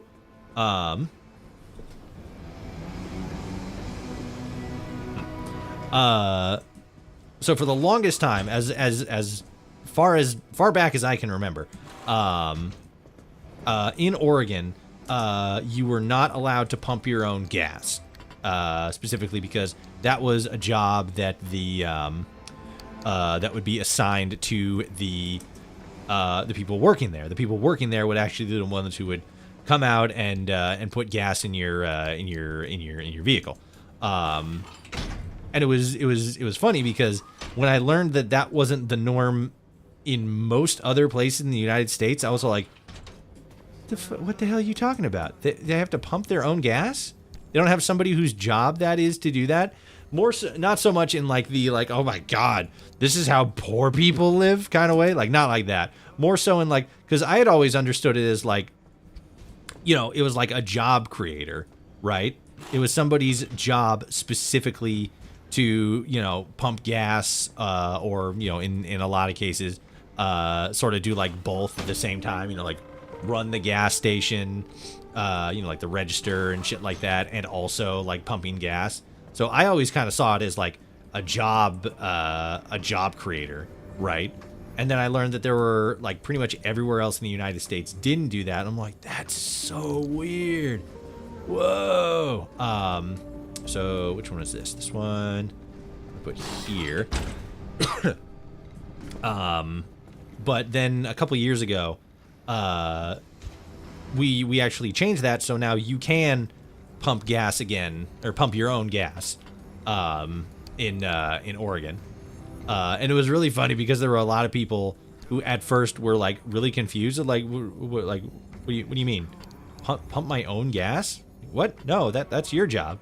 And then like they didn't really fully know how to do it all the way, but like even for somebody like me who has only done it, I think twice, 2-3 times in my whole life, like pump my own gas. I guess that's not true, because I did work for Amazon for a while, and there was a fuel station where we would fill up, and we did it ourselves. So like it's not that hard. It's actually super fucking easy. But it was so funny just hearing like news, like reports of people who are like, they don't know how to pump their own gas, and they're like, well, yeah, for the past like, you know, 40 years or whatever, we haven't really needed to, or, you know, I can't remember how long it's been, but it was a while. There we go. Oh shit. Has anyone recognized you in your job, Toshi? Like asked if you're that Fallout guy from YouTube? No. Partially because I'm still kind of a super small creator in the grand scheme of things. And so one, that, but two, most of my clientele doesn't really watch my kind of content. Most of the people that I transport, I do paralift transportation, and basically what that means is I drive, like, you know, people who need to go to like the hospital for appointments. I drive them to that. I drive people to like bingo, church, day centers, stuff like that. And it's usually like, you know, old people, disabled people, things of that nature. So, you know, the intersectionality there isn't huge. There's not a whole lot of crossover there. I think I might have just shredded something that I actually needed. Shit. Okay. Let's close that. Open you up. Grab the putty. Alright. Because I need to slap this shit on there. Fix everything up to an acceptable standard. But so to answer that question, no, I haven't had anybody recognize me just based on my voice. But it's funny because my my younger brother, who's also a YouTuber and has technically been uploading videos a lot longer than me, because he was born, he's in like his 20s now, but he was born and kind of like he took a very quick shine to making video content. And then I need a front bumper thing. Install upgrade. It's probably something specific I have to get. Yeah, chop it. There we go. But so yeah, he's in like his 20s now, and hasn't been like, you know, a consistent active YouTuber for like a super long time. He's definitely had some content that's done really well. But it was funny because I remember my stepdad telling me that my stepdad got recognized because he was in like the background of one of my younger brother's videos, and so my stepdad got recognized from a video that my younger brother did because they watched my younger brother's content, which I thought was super funny. So like one of those by proxy things, or maybe not so much like by proxy, because I haven't gotten recognized by being in like, you know, my brother's stuff or whatever. But I have had that happen in my family where somebody got recognized because of content. It just wasn't me, or funnily enough, my brother. But as far as me specifically, no, I haven't had anybody recognize me by my voice. I think maybe the closest I would have to that actual experience is if I were to go to like a convention or something, right? Like, you know, the Fallout New Vegas day in Good Springs. Like that would probably be maybe the only time I would get recognized for my voice. And even then, maybe not, because again, I'm not a super big creator. I feel like I'm like a decent size, but I also feel like I'm at the same time like weirdly like low key in the community, which is like partially you know, my own intention and my own design, but partially it's like another one of those things is just like how not knowledgeability, like, because the internet is basically like a giant like a global village, right? But you know, there's still a lot of people in this village, so you can't recognize everybody all the time. So it's like, you know, could somebody recognize me if I was in a specific location that was more so attuned to the kind of content that I make? Maybe, but at the same time, maybe not, because especially when it comes to Fallout, there's so many Fallout fans. It's crazy. Plus, you know, people on the internet always sound different than they do in real life. Most of the time, you know. I don't want to say, but I feel like if I were to meet, you know, like Moist Critical in real life, I feel like he would sound very similar to how he does on the internet, because he doesn't put a whole lot of, what is it?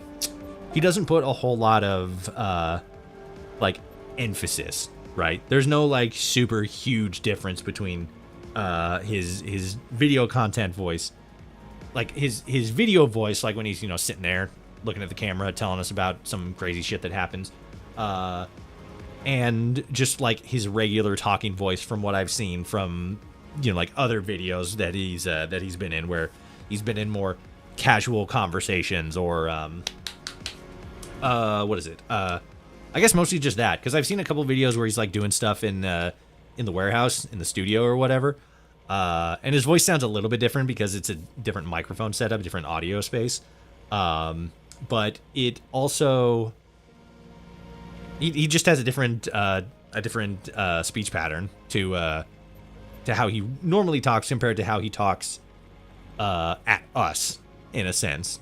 But it's very subtle. It's not very noticeable. It's very, very similar, because he doesn't try to put on a showmanship like act. Okay, so is this for the story thing? I think it is, because I think that little mark there is the story. Where's there it is. Okay. Stability, stable anchor. I'm trying to like get a better sense of like where's like a good place to go. Okay, low. Okay.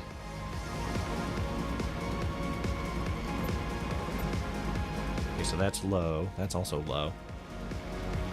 Condition safe. Because I kind of want to go to like one of these locations. You know what? Let's continue with the story here. See where this takes us. Okay.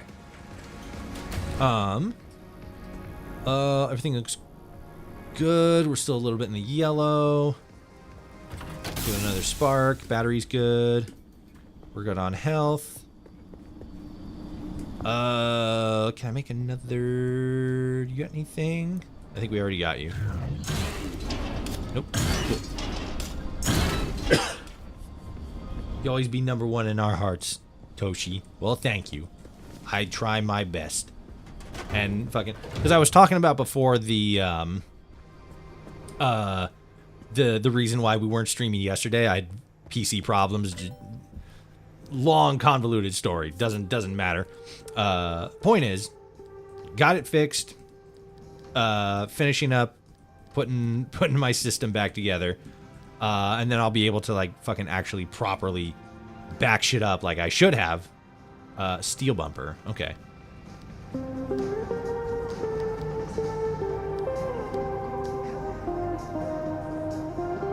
Stable energy. Okay. So these are just steel things. Summer tire. Okay. Tire upgrade. What are these guys? This is a slide rack, and then this is larger fuel, and then what do we have here? Expanded locker. Ooh, that might actually be the next thing we go for. Yeah, let's go for this.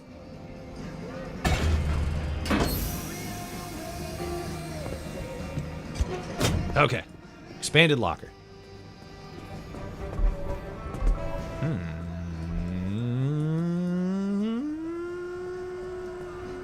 Yeah.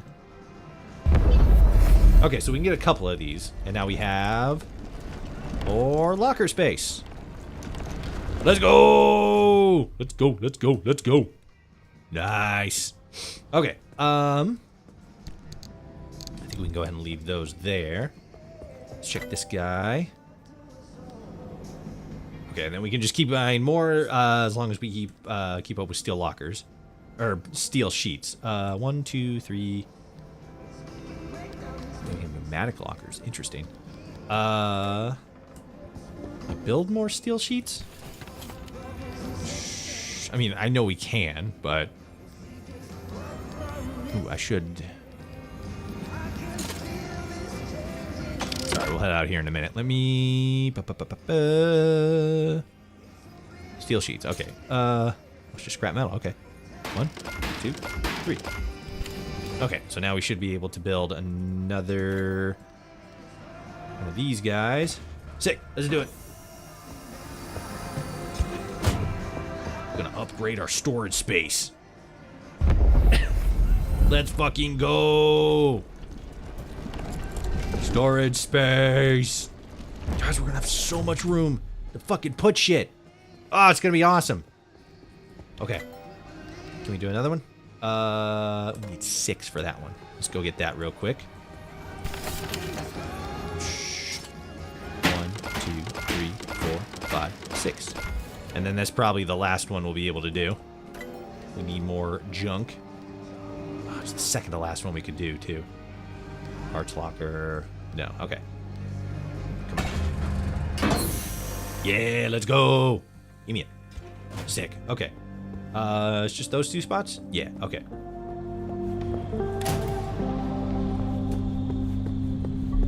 You put one outside? Interesting. Okay. Come on. Come on. There we go. All right. Sick. Yeah, okay. Let's put this guy back. No, let's take this guy and this guy, and then we'll put you in here and here. Okay. I think we're good. I wish it would turn daytime. It's dark as fuck. We're good there. We're good there. All right, let's head on out. Yeah. Yeah. Okay. That. And we're off. Turn on the headlights because it's still way big dark. All right, let's see where the story's gonna go. I think because I said before that I played this a little bit. I think I'm a little bit ahead of where this quest is, like the one we're going to, but not by much. I think maybe like 1 or 2 missions. Yeah,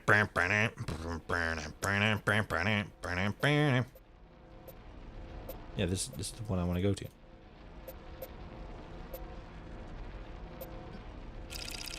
Oh, do I gotta drive there? Oh, okay. I gotta drive there first, and then drive to the next location. Okay.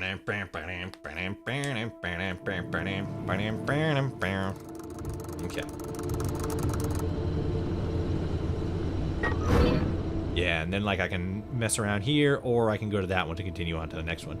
We'll just go straight there for now. This will just be a story run. We'll worry about junk runs later. Oh god. Sick. How we doing, chat? How we feeling?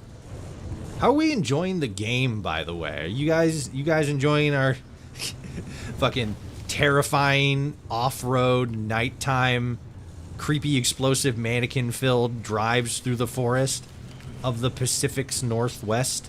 Oh, that's a tree. Sorry. Are you guys enjoying the gameplay? Because, like I said before, I played this game once before on stream, and it was kind of a lukewarm response from what I remember. But whoops! Ow! Hurt! Fuck you! But I was really excited for this game when I was seeing content for it before it came out, and I got the game. I don't know. It's just a really interesting experience. And you know, partially because it's set in the Pacific Northwest, you know, my part of the world. I thought it was cool, and I figured like, hey, let's check this shit out. And here we are, checking it out. Oh god, I'm electrified. Is this going to impede my driving abilities? Yes, kind of. That's not going to impede my driving abilities. Not paying attention to where I'm driving is going to impede my driving abilities. Oh boy. Oh no. Alright. Oh, fuck. I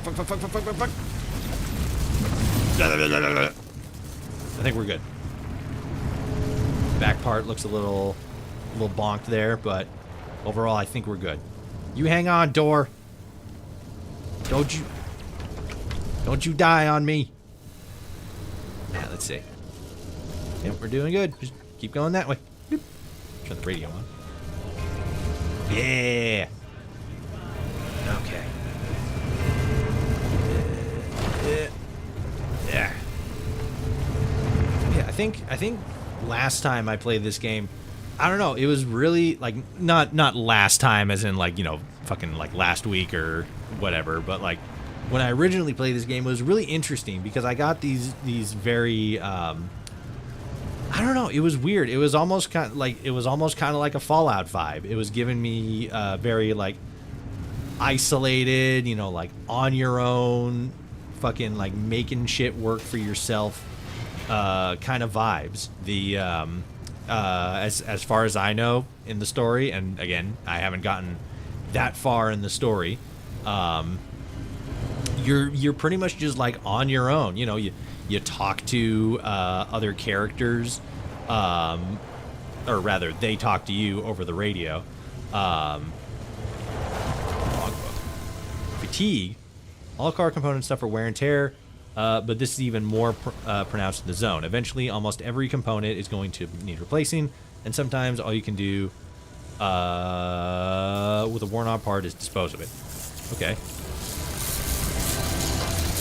Oh, shit.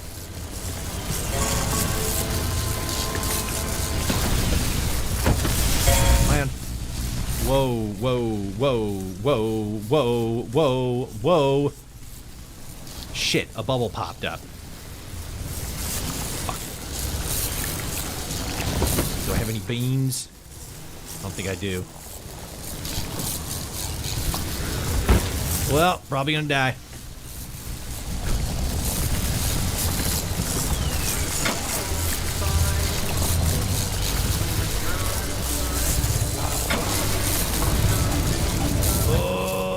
Ah, Jesus.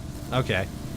I don't know if that bubble was there before, but definitely left me in quite a state. Whoopsies. Oh, God. Well, my health went up there for a second. Health critical. I know. It sucks. Okay, health went back up. I think I'm self-healing. I think I'm repairing myself. This way. Upgrade some better headlights. These are only so good. Yeah.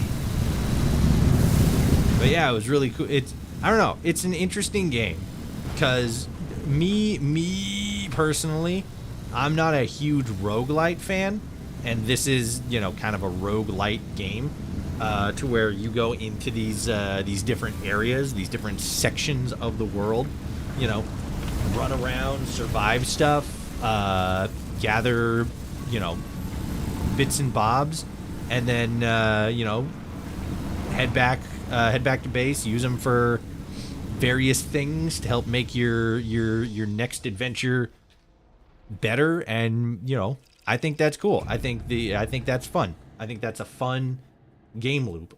It's kind of like Cult of the Lamb, where you do that and then you know, you gain more faith or whatever it was, and you know, upgrade and just make your situation better. So that one had the added element of you know, a little like settlement building kind of stuff. God, Sierra. Never wanted to think about this place ever again. Outdoor town. Colossal Cappy is smack dab in the middle of where Sierra used to be. You can't miss it. Sick. Thanks. We came into this section in a bad way. Dying, cars falling apart. Oh boy. Is there a reason you're driving straight towards the largest honking anomaly in the zone? You want to know if there's a speck of remnant energy in that car? This is how you do it. You're using Cappy to amplify the remnant signal. That's insane. Oops. Driver, are you sure about this? No. Well, they'll be fine. It's not fine. Look at those radiation spikes that Colossal Cappy's still giving off after all these years. To achieve any sort of resonance, the driver's going to have to get right up against Cappy. I get you, Francis, but Offie's got a point. Any remnant energy lingering in the car is too weak to detect with conventional methods. Really? You're gonna take her side? This isn't about sides. That's a good plan. I won't risk someone's life just so we can log another remnant sighting. I'm not risking anyone's life. Purple that shit. car's clearly been protecting the newbie. Something special's going on beneath that hood. Besides, where's your sense of experimentation, Francis? Oh, thanks. But I'm quite content to leave killing someone out of my definition of an experiment. I'm gonna check what that is. Oh god. Alright, what's this? Anomaly. Left, right. It's just a little swirling vortex that spins me around. That's kind of cool. It's called a left, right. Alright. Let's get the fuck out of here. I can't barely see. Guess that's my fault for not paying attention to what I was doing. Oops. There we go again. Alright, so we're driving over to there, I think. That looks noteworthy. Alright, we'll just stick on the road. Stick to the road. Stick to the road, gamers. Clear. Oh, fuck, it's the buzzsaw thing.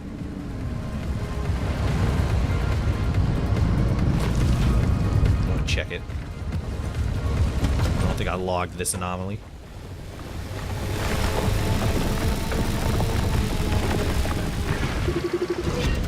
Can opener. that checks out. Alright. Let's keep going. Our car's busted, we're dying, but god damn it, we're rolling. Now wait for the... There you go. Always check both ways before you take off. Now look left and then right. Go up this way. Whee! Yeah! Ooh, maybe? This is good? I don't know if this is good. No response. Maybe you need to get closer to Cappy's core way up there. Can you find a way to high ground? I'm gonna die instead. Oh my god, I'm not dead. Holy shit. My health is critical, though. Oh, I can't barely see. Maybe I can find some food or something. Some medical supplies.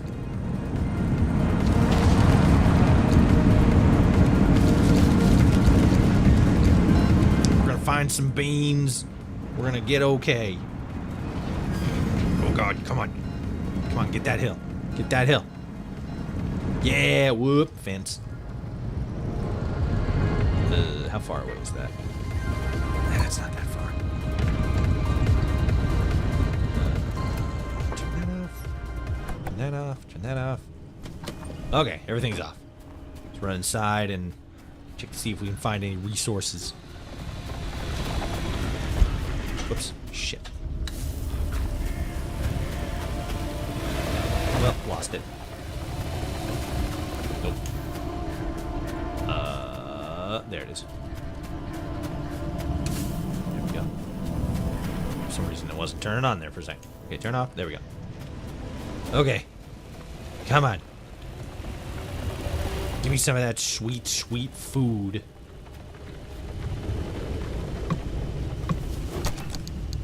Nope.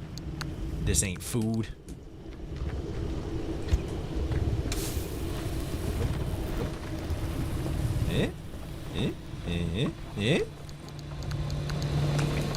Plastic.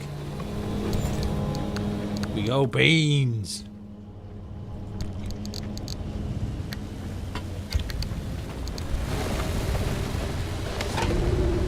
Chug, chug, chug. Okay, not a lot, but that's definitely something.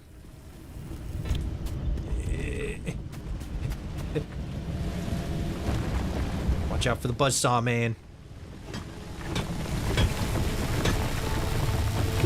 Oh, I see.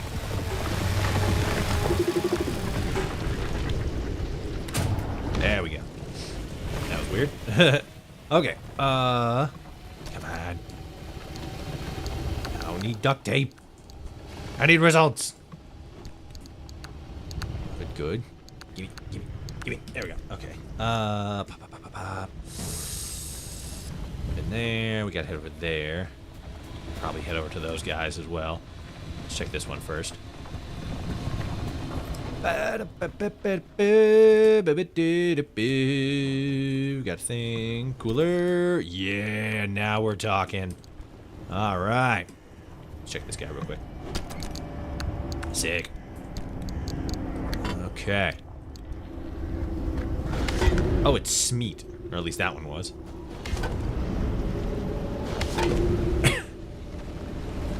Alright. Now we're in a much better situation.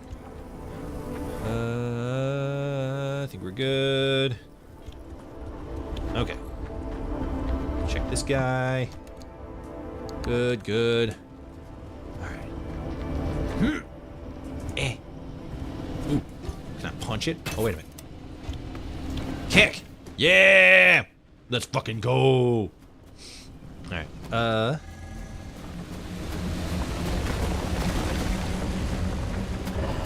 Cars. What was that? Weird. The car's over here.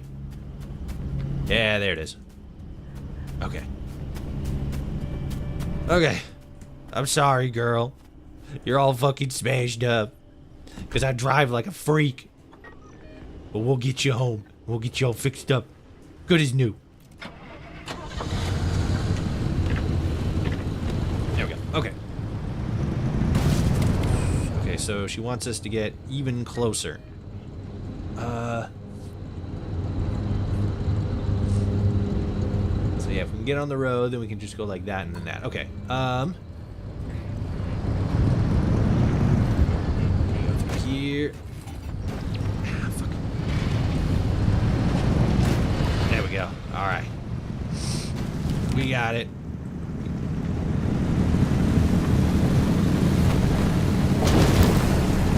Got a buzzsaw there. Can opener. I know, I'm sorry. Let's get out of here. Wait, are we on the road? We're not, but the road's just up ahead. There it is. Handbrake! I don't know if I'm using the handbrake right. Okay, so follow this road. Go this way? I think so. Yes. For a road that goes straight there. Whoops. That was one of those rock things that just kind of pop up. All right. This looks promising and familiar. Real quickly. Smashy, smashy. I'll be taking all these for myself. Can we go in here? Impact hammer. Bam!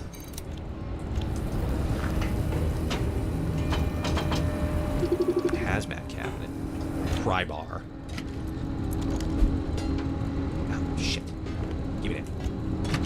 Alright. We're gonna pry you open. Grab these guys. Wasn't there an old bridge around there somewhere? Maybe that'll get you the height you need. Okay, thank you. Was the caption text? Was it like duplicated? It was weird. It was a glitch. Okay.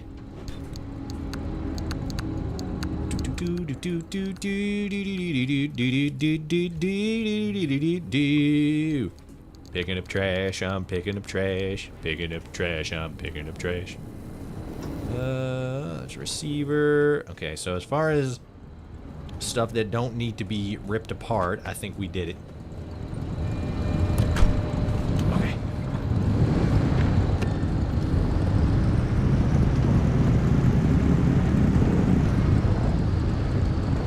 Alright, so yeah, here it is. So this is the Still not close enough to Cappy.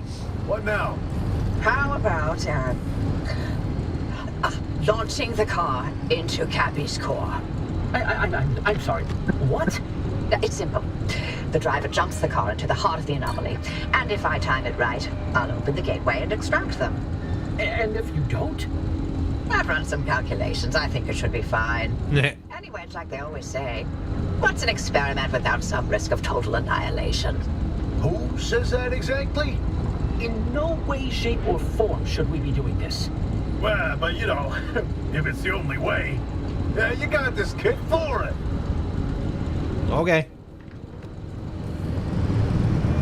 Can I get through here? Oh, wait a minute. I think I have to get out and press a button or something on these guys. Oops.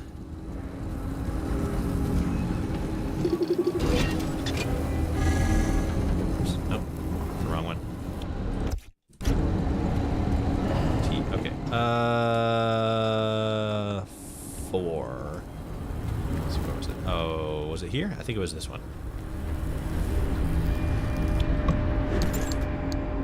More beans. Can of schmeat. Okay.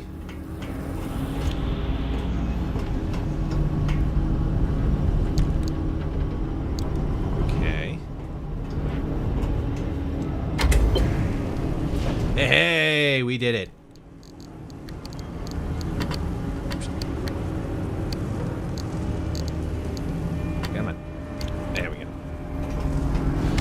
nice, delicious can of tuna as a reward for doing a good job and opening the door. Okay, so we're going to drive this thing into that thing, and then the lady's going to open up a portal, and we're going to not die. Epic. Let's do it. Honk, honk, honk. Ooh. Mm. Anytime now, I'll be...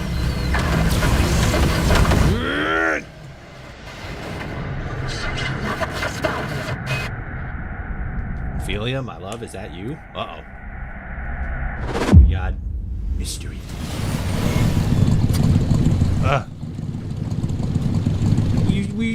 We crashed into the friendly dumpster.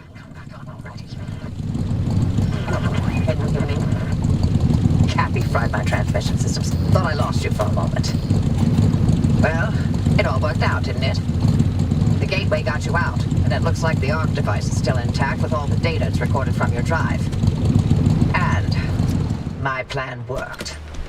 Cappy amplified the car signal and it matches. Looks like Tobias and Francis found their remnant after all. Unfortunately, what they've been saying is true. The remnants drive their victims mad. Maybe that car, having sat dormant for this long, will give you a little more time. I'm sorry, I don't have better news for you. That's okay. I'm still game to get you out of here. The faster you leave, the longer you'll have to enjoy the rest of your sanity. Hell yeah, let's go. Sanity. None of the routes you've mapped so far leads to a way out. Why don't you head back out and chart some more? You can get in touch with Tobias and Francis while you're out there. Okay. I will do just that. But first, I got some shit to offload. And pick up. Because there's a bunch of it. Okay, got anything else for me, bud? Alright. Thank you. God, is it ever gonna turn daytime? What the hell's happening? Alright. Let's get these guys in here. Okay. We got a crew door and a headlight.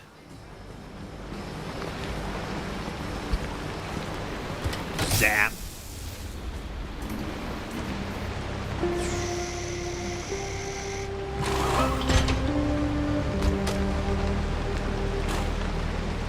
Is this the not broken one?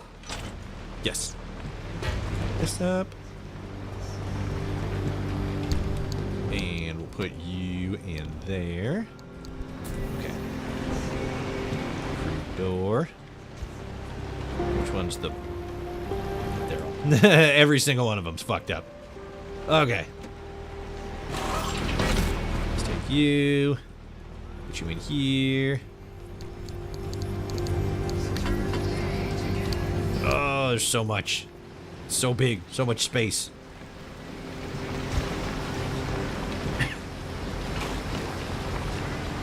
Come on. There we go. Okay. So we need a side panel, a bumper. Okay, 2 side panels and a bumper. Let's start with that.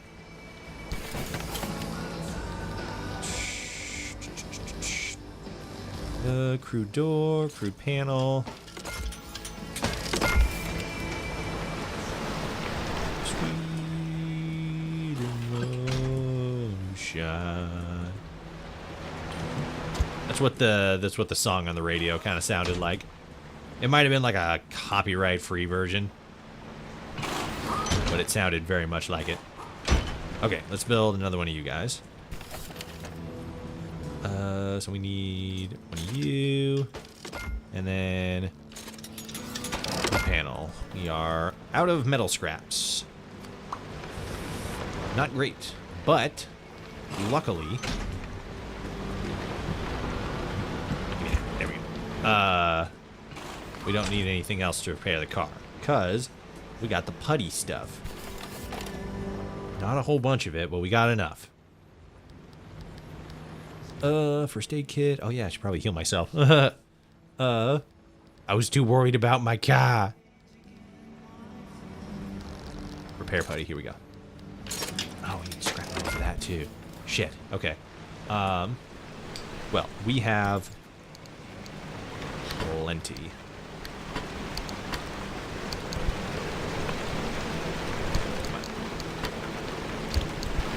Let's see. Sealant for that? Sealing kit. Okay. Let's see if we have a sealing kit. We need... Ooh. Is that a bulb? We need a bulb for that? Light replacement and a sealing kit. 2 sealing kits. Maybe just 1.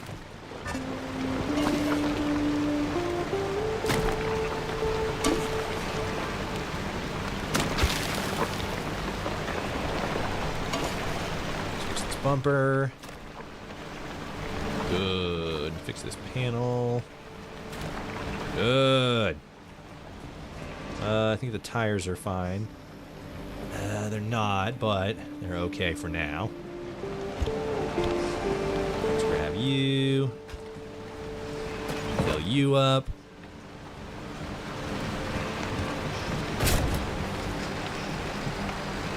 You weigh. Okay.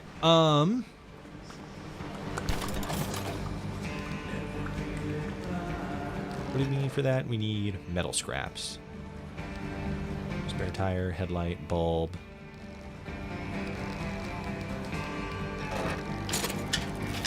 Okay. Good enough for a sealing kit. And enough for a light replacement thing. Okay. Light replacement.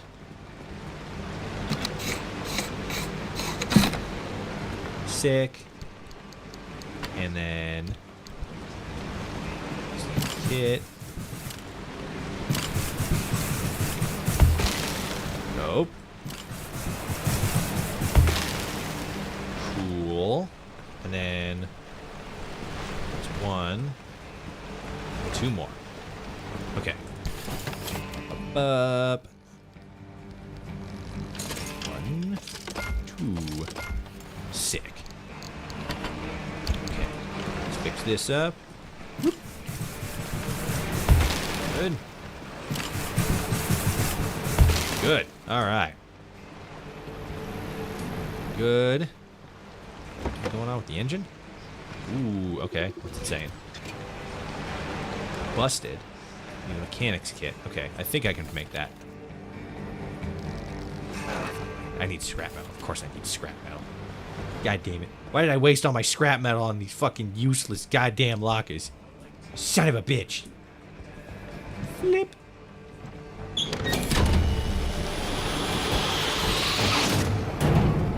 Alright, fair enough. You. Got everything out of here, right? Yeah, we got everything out of there. Okay. Alright. Let's see.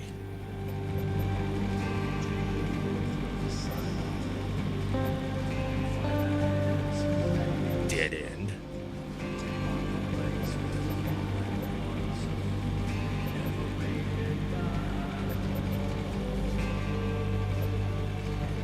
And add the... Okay.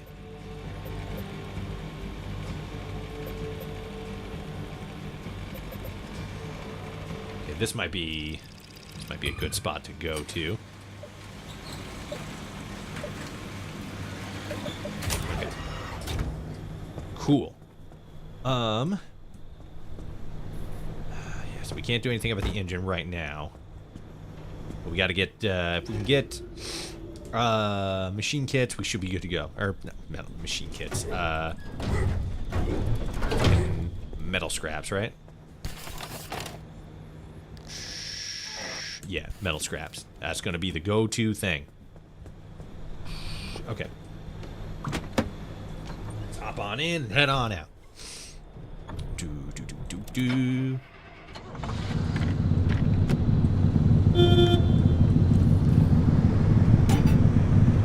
Engine's not doing good.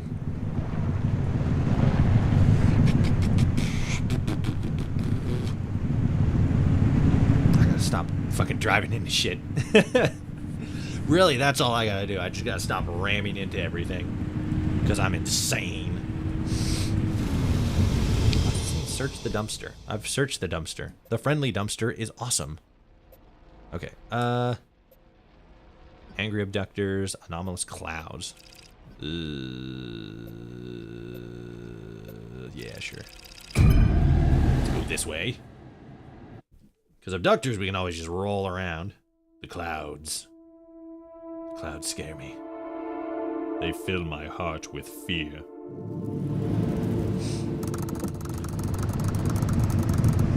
Okay, let's see. Yeah, we might as well stop there.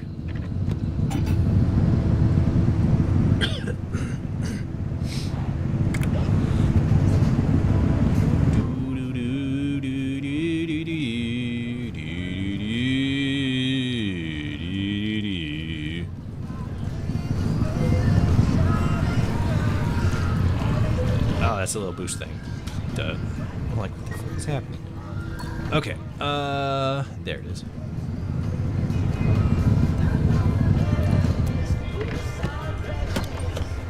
You hang out here with the... Oh, fuck, shit. Got to... Turn off the light. Don't you guys touch my car, you freaks.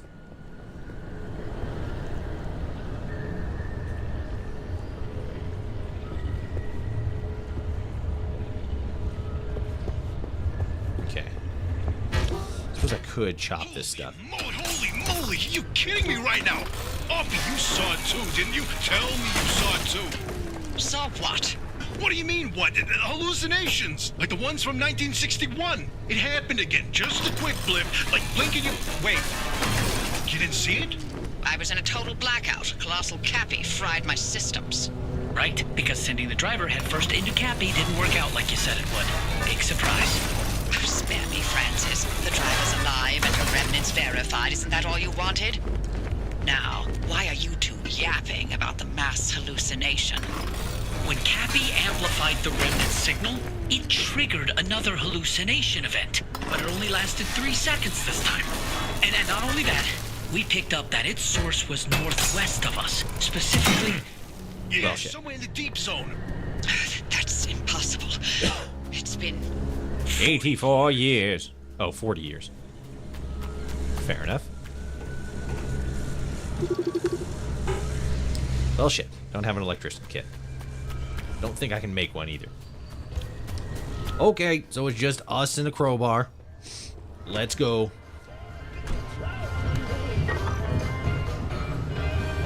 There's the next one.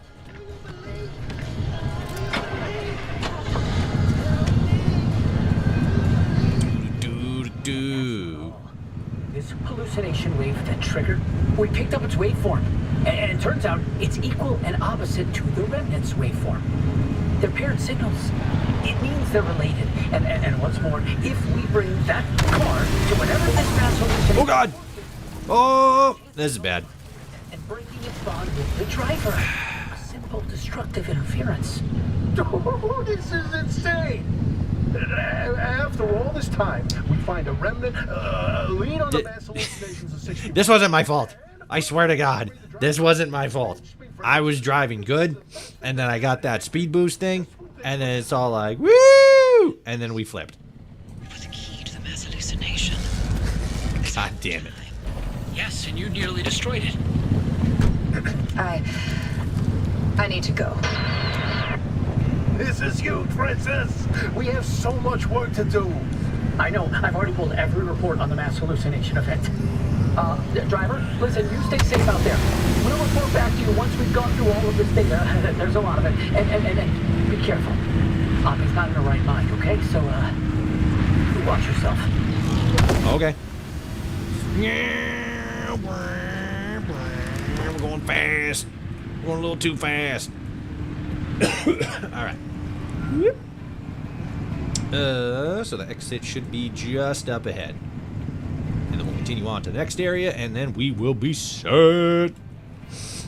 Well, it won't be set. We can start searching at that point, but we are doing good. We made it into this area a lot better than we did that last area. That was bad. Shocking something. That's what I saw on that readout. That's not good. That's not good at all. Shocking stuff is bad. Okay. Lighting. Shocking speed. Extreme condition. I don't know what that means, but it sounds bad.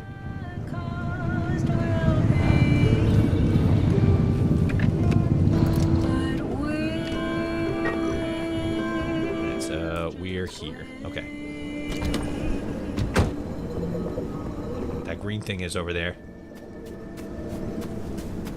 But as long as it ain't moving towards me, I'm fine. I'm fucking fine with it. I'm absolutely cool. Nobody's ever been as cool as me.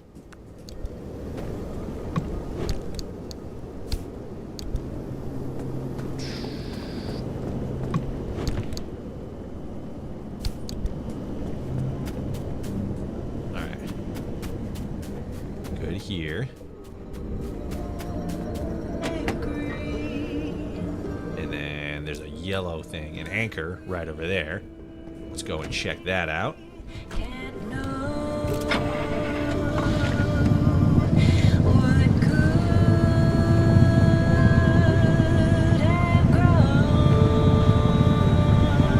There's one.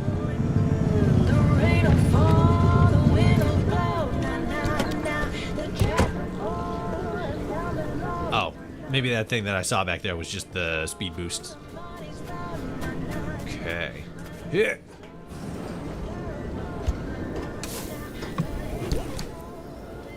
Ooh, a flare gun.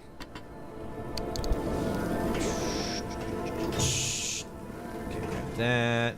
Good. Good. Looks good. Okay.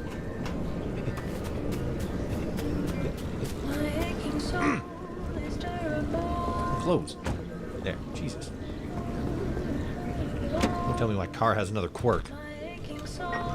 Shit.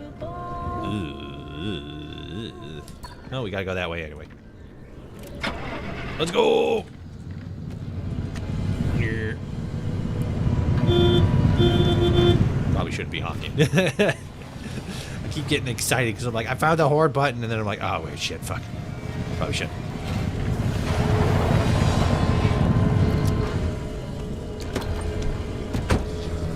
The engine isn't fucking overheating or something.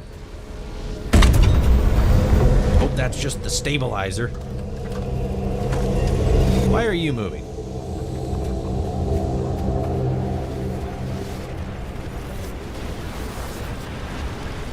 Oh, it's because of you. The left, right. Alright. Ooh, there, actually. Okay. Off we go.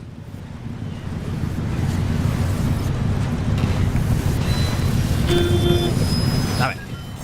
Stop it.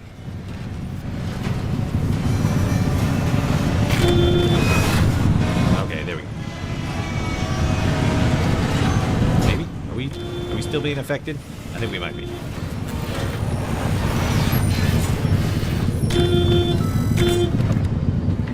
Stop it.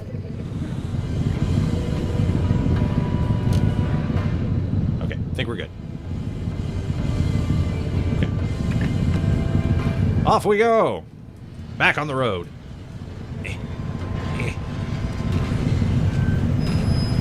Do do do do do. I just feel like we're listing.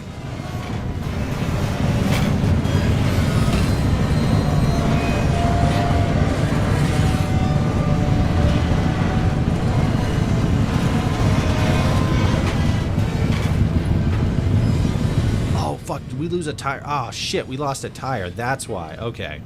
Fuck.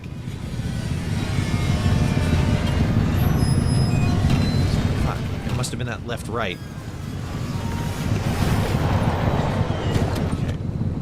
I think I have... Yeah, I have the putty. So I think... Is it just, like, gone? Yeah, it's just, like, gone. Shit. Tire... Spare tire. I need more rubber. Damn it. Okay. Need 2 more rubber, and then we'll be able to get a spare tire. Or make a spare tire, and then we won't be listing like this. Damn it. That anomaly really jobbed me.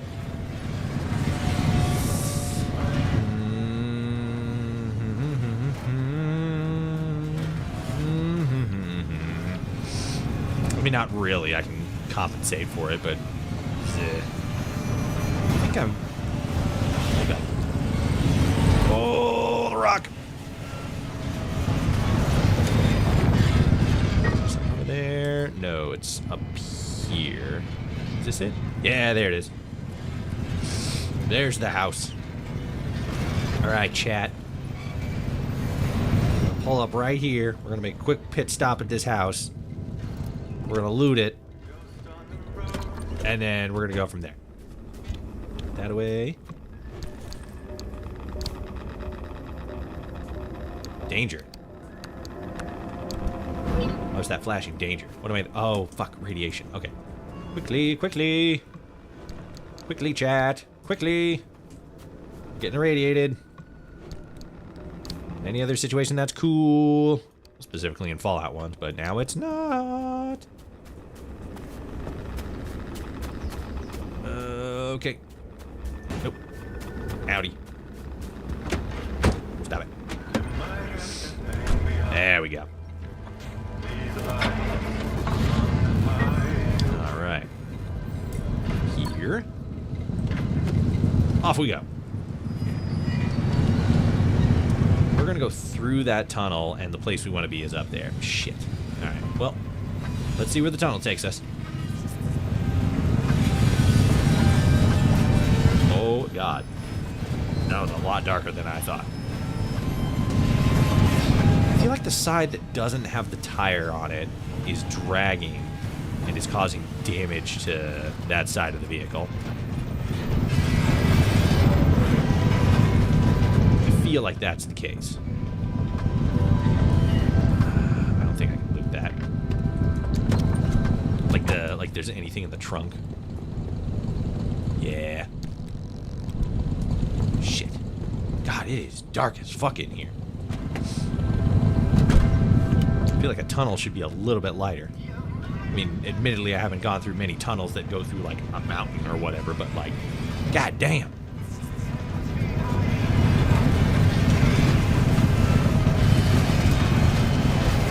I don't know what that is, but I'm ignoring the hell out of it. Oh my god, it's nighttime when we came out of the tunnel. Shit. Oh, never mind, it's daytime again. Never mind. It's okay. We're all cool. Yeah, you know what? Fuck it. I was gonna say we're not gonna risk it, but there's no hill here. We're fine.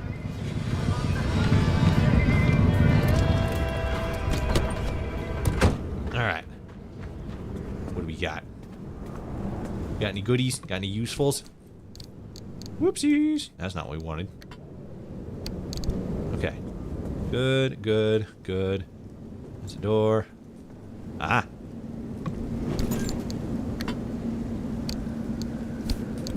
Sick. Okay. Open this up. Put you, you, and you in there. And can we build a tire? Yeah, buddy. Rubber meets the road. Bloop. Sick. That up. You up. Engine's still not doing pretty good. It's doing okay, not good. In fact. Let's keep going through here. This is a radiation zone. Whoops, whoops, whoops. Sliding a little bit. Perfect.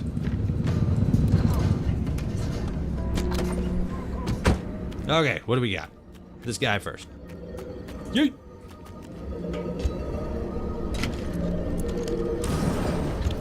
I feel like I hear the sound of one of them floating saucer dudes.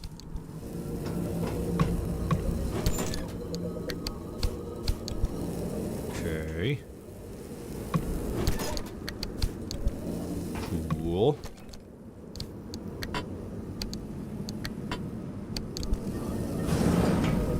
Alright. Let's put the food stuff away. Good. Close that up. It's got anything? Lighthousing. Okay, so that's just all stuff that we can scrap and then get cool shit out of. That's broken. Anything upstairs? What do we got? Show me the... Oh. Aha! Bam! Breaking and entering. Let's go! I don't know what the transmuter does. Guess I could always check.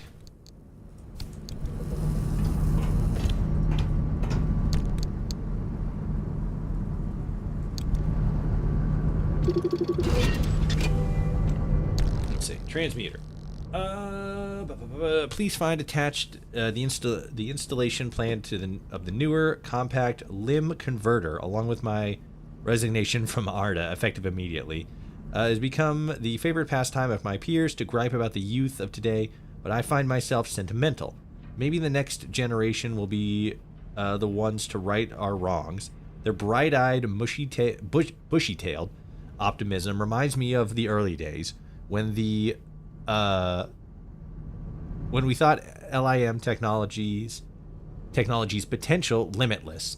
This machine is a step towards the original vision, where LIM bridges the gap between the materials given to us and our imagination. Cool. That tells me nothing about what the fuck this is or how I use it. What the fuck?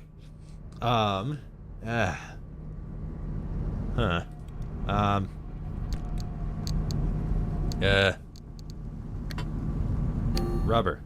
Oh wait, it says lead. Go away. Transmute lead palette into gold paint. Oh, interesting. So each one does something different. Okay. That's cool. No. How are we doing on gas, actually? Should probably check that.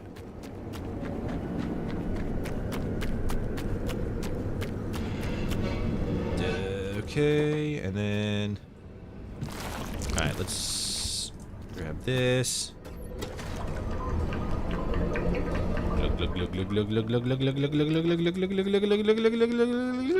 Okay, cool.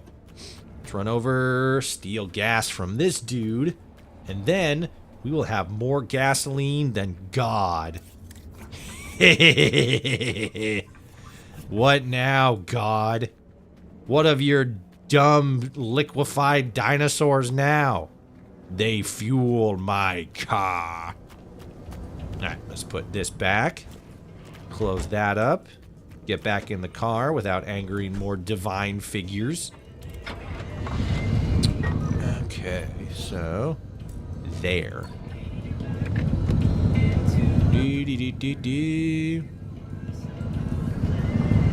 Okay, guess we had to drive forward to turn around. Makes sense. Ooh, watch out for that barrel. Watch out for them rocks. Watch out for everything. He's a green thing over there. What is it? What is that? Oh, fuck. Shit. Oh, God. That was not great.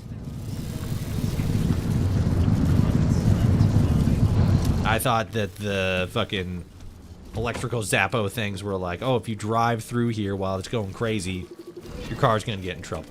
Spike Puddle. That's a great name. But no, I guess it's just gonna fucking pull me towards something, and then I don't even know what that is.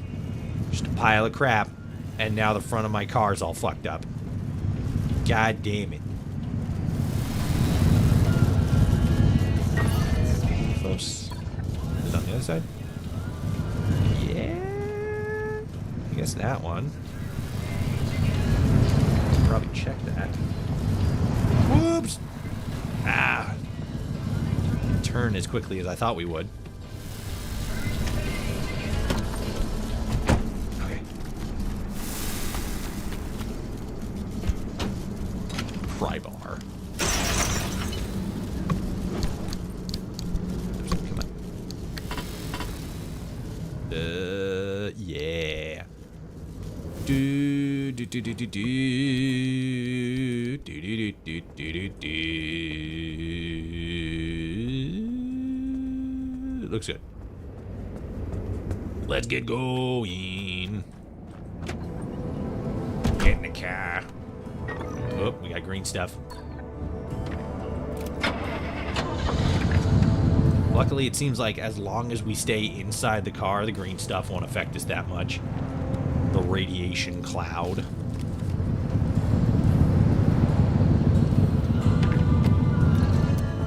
Let's get on out. Okay. Grab that. Good. Good.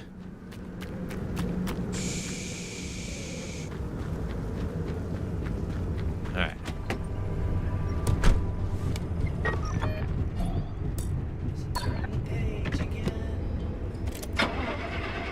Let's go.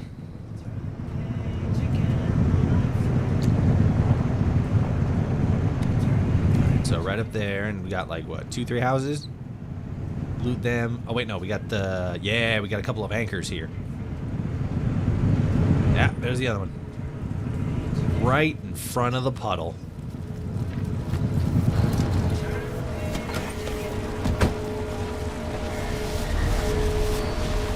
You. Don't worry about it. Stop worrying about it. Stop it. Stop it right now.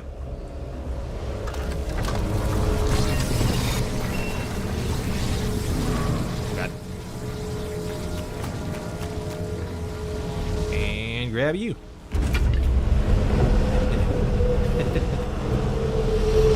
Stop being dicks. Yeah, that's right.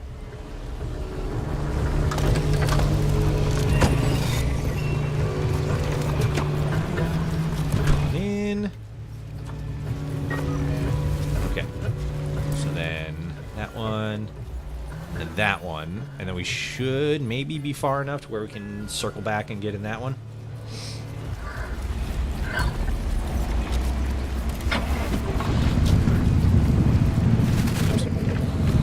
Take it out of park.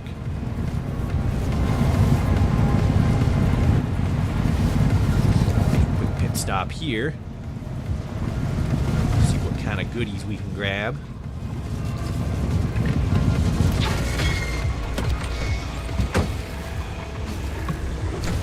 Got him.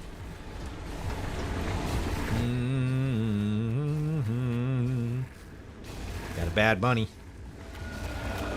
So we can't go up. So it was just what was ever in that dumpster. Which still looked like a bunch of stuff.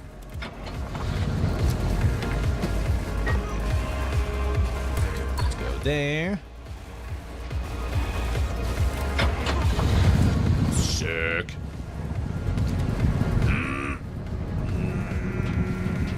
There we go.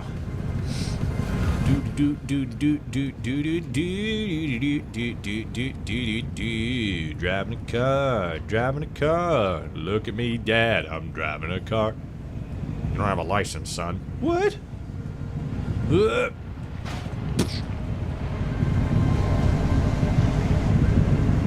Okay. Looted those yellow bins? Maybe. But that doesn't matter now, because we have arrived at our destination, and I keep accidentally turning on the windshield wipers. God damn it. Oops, shit. Good. Fucking kick it in there. Grab you. Whoopsies. There we go. And grab you. Cool. Alright. So, I think that should be not everything, but we're in a pretty good spot. Put that there, put that there. Ooh, actually, hold on. Let's put the flares in there, too. Now we're thinking with portals.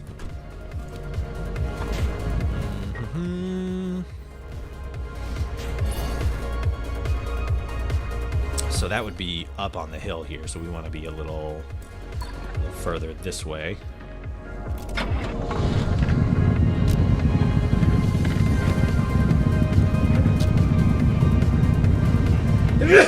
Oh, God. Ugh. I gotta remember to look in the backup mirror when we're backing up. Look in the rear view.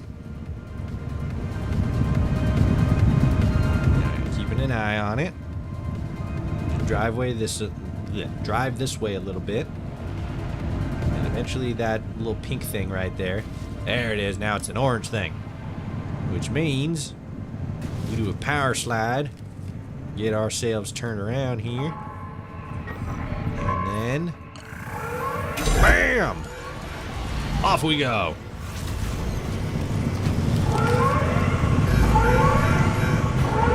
What the fuck is this sound? Has God entered the chat? I see a little fucking like icon. It says God. He's just like charging towards us like, oh no. God has joined the fight. Like, oh no. He's gonna fucking squish us. Yep. We're doing good. Nope. Oh, actually that helped. Helped us avoid that spike puddle. Oh, fuck. We threaded that like a king. Yeah, let's go. Excellent. Perfect run. Maybe not perfect, but pretty damn good. All right. I owe you an apology. That's okay. I screwed up. I nearly got you killed. Yep. The things I used to calculate as easily as turning a screwdriver. They're foggy now. The numbers don't work themselves out like they used to. Mm-hmm. I haven't been myself for a long time, but I haven't needed to be. It's been me and this cursed place I created and nothing else for decades. But now, knowing that whatever caused the mass hallucination is still out there, I need to know what it is and why the remnants are connected to it. Mm-hmm. Francis was right about the remnant and the mass hallucinations paired signals. If we can get them together, maybe they'll cancel each other out and you'll be free. It's a shaky theory at best, but it's the only lead we've got for now. You can do nothing and twiddle your thumbs until that remnant drives you mad. Or, if you're willing to work with me, I'll give you the best chance to survive this thing. Think it through. And fix up your car while you're doing it. You'll need to for whatever you decide from here. Okie dokie. Let's get that. She's right. We are going to have to start dumping into like the next evolution of our vehicle's exterior components. Come on, dumpster. Give me all you got. There we go. Thank you, friendly dumpster. I love you. Goodbye. I mean, not goodbye. I'm not going anywhere, but, you know. Okay. Let's see. What do we got cooking in here? We got a crew door and a headlight. We have a door or a headlight that needs fixerizing. Yep. Let's take this guy. Stick you right there. Grab you. Crew door. It's one of yous. This one. Let's heal up first.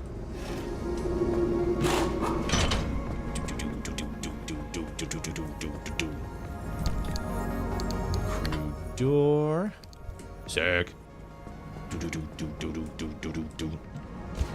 And good as new. Okay. Let's refuel you on gas.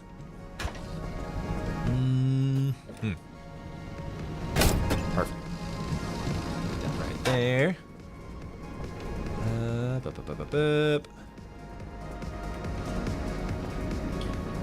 Oh, did I not? Forgot to put you on. There we go. Okay. So mostly parts in the front. Get you. And then the side panels. what else do we got? I have to make a new one, but looking overall pretty good. Not great. We also have a quirk somewhere. I'm not the biggest, like, I don't know, I'm not the biggest fan of the quirks because some of them are kind of really hard to see. So we need a sealant thing. Let's get a sealing kit.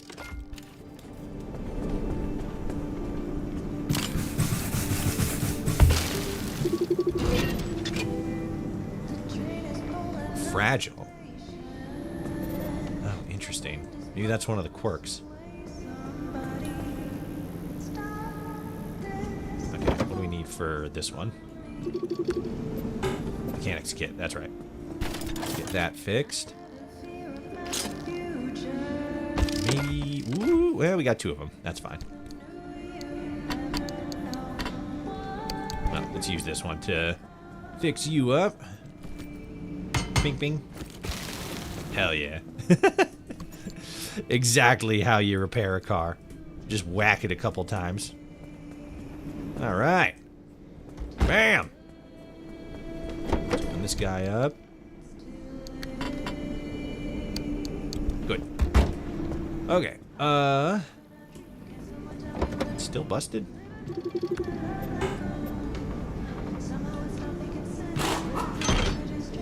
Took out the whole fucking engine. Oh, it's just that it's a little damaged. Gotcha. What I used to fix it? Is it the putty stuff? Do I use the putty to fix the engine? I can't imagine that's the case. It's gotta be the fucking mechanics kit. Wow, look at that. It is that. Sick.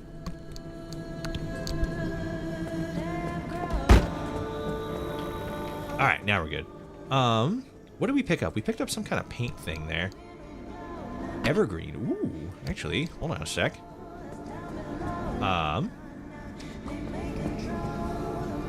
What do we do with it? Let's do chassis. Ooh, I like that. This is a neat color. Evergreen. Wow. Hell yeah. Now we're looking spiffy. Are we going to be able to do the whole car? I think we are. Fuck yeah.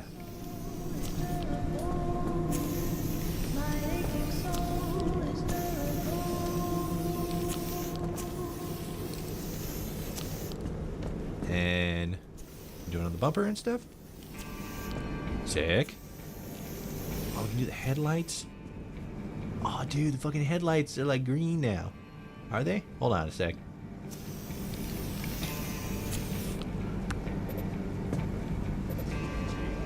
Yeah, the lines are like green. That's crazy.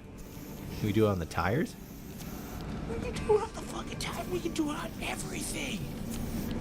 Fuck, gamers. This is unprecedented.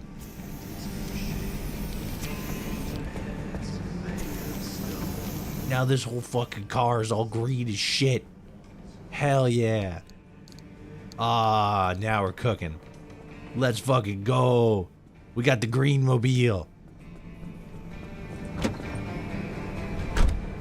So the lights changed?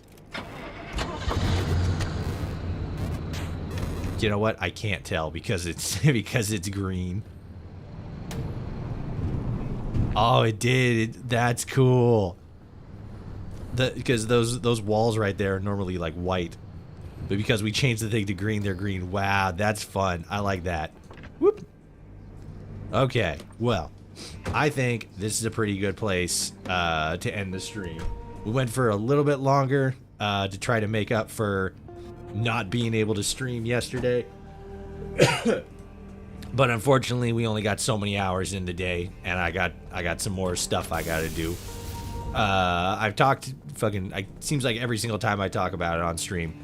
I am still working on content. I got a video that I'm working on. It's just really fucking big, and it's taking up so much fucking time.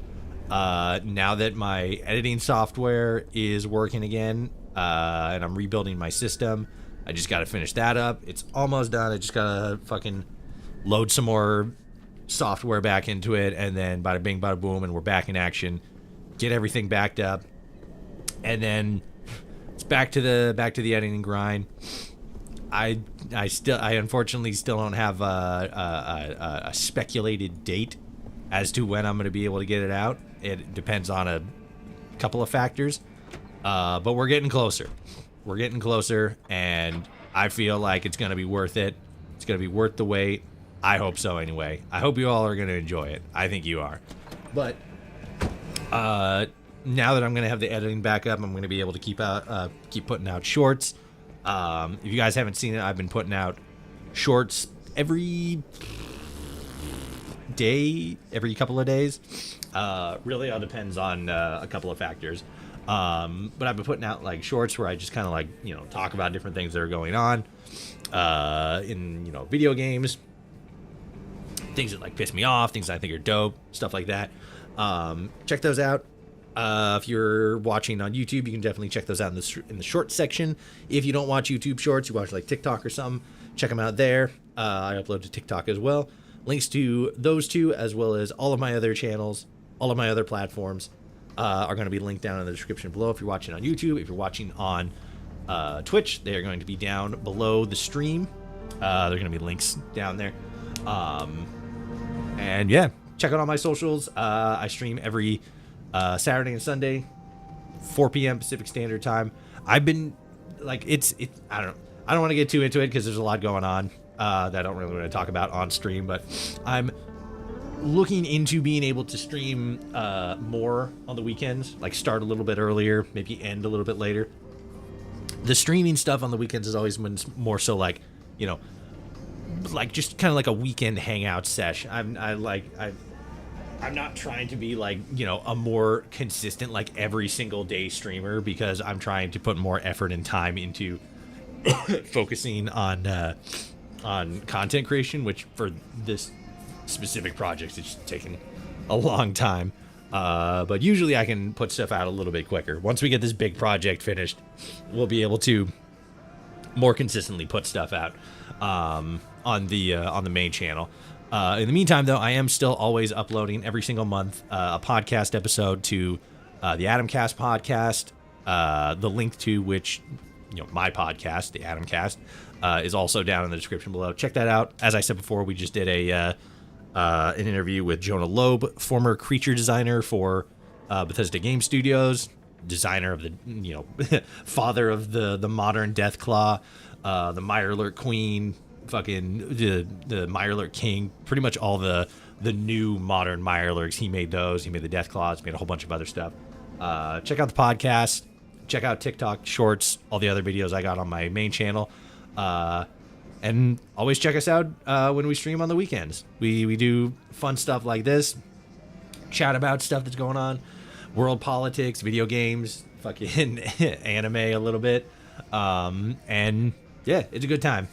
As I said, I'm looking into streaming a little bit more often, but not too much because I don't want to go all into it, because I feel like that's just going to take time and effort away from focusing on content creation. But who knows? Maybe I'll just fucking bail on that and just go into full-time streaming mode.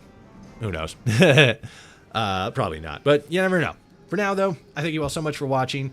The weekend's over.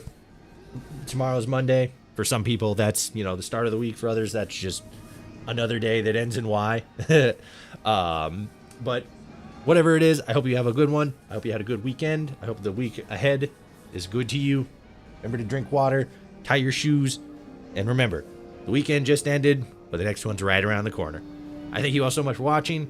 Until next time, I've been followertoshi, and I will see you all out there in the wasteland. Bye!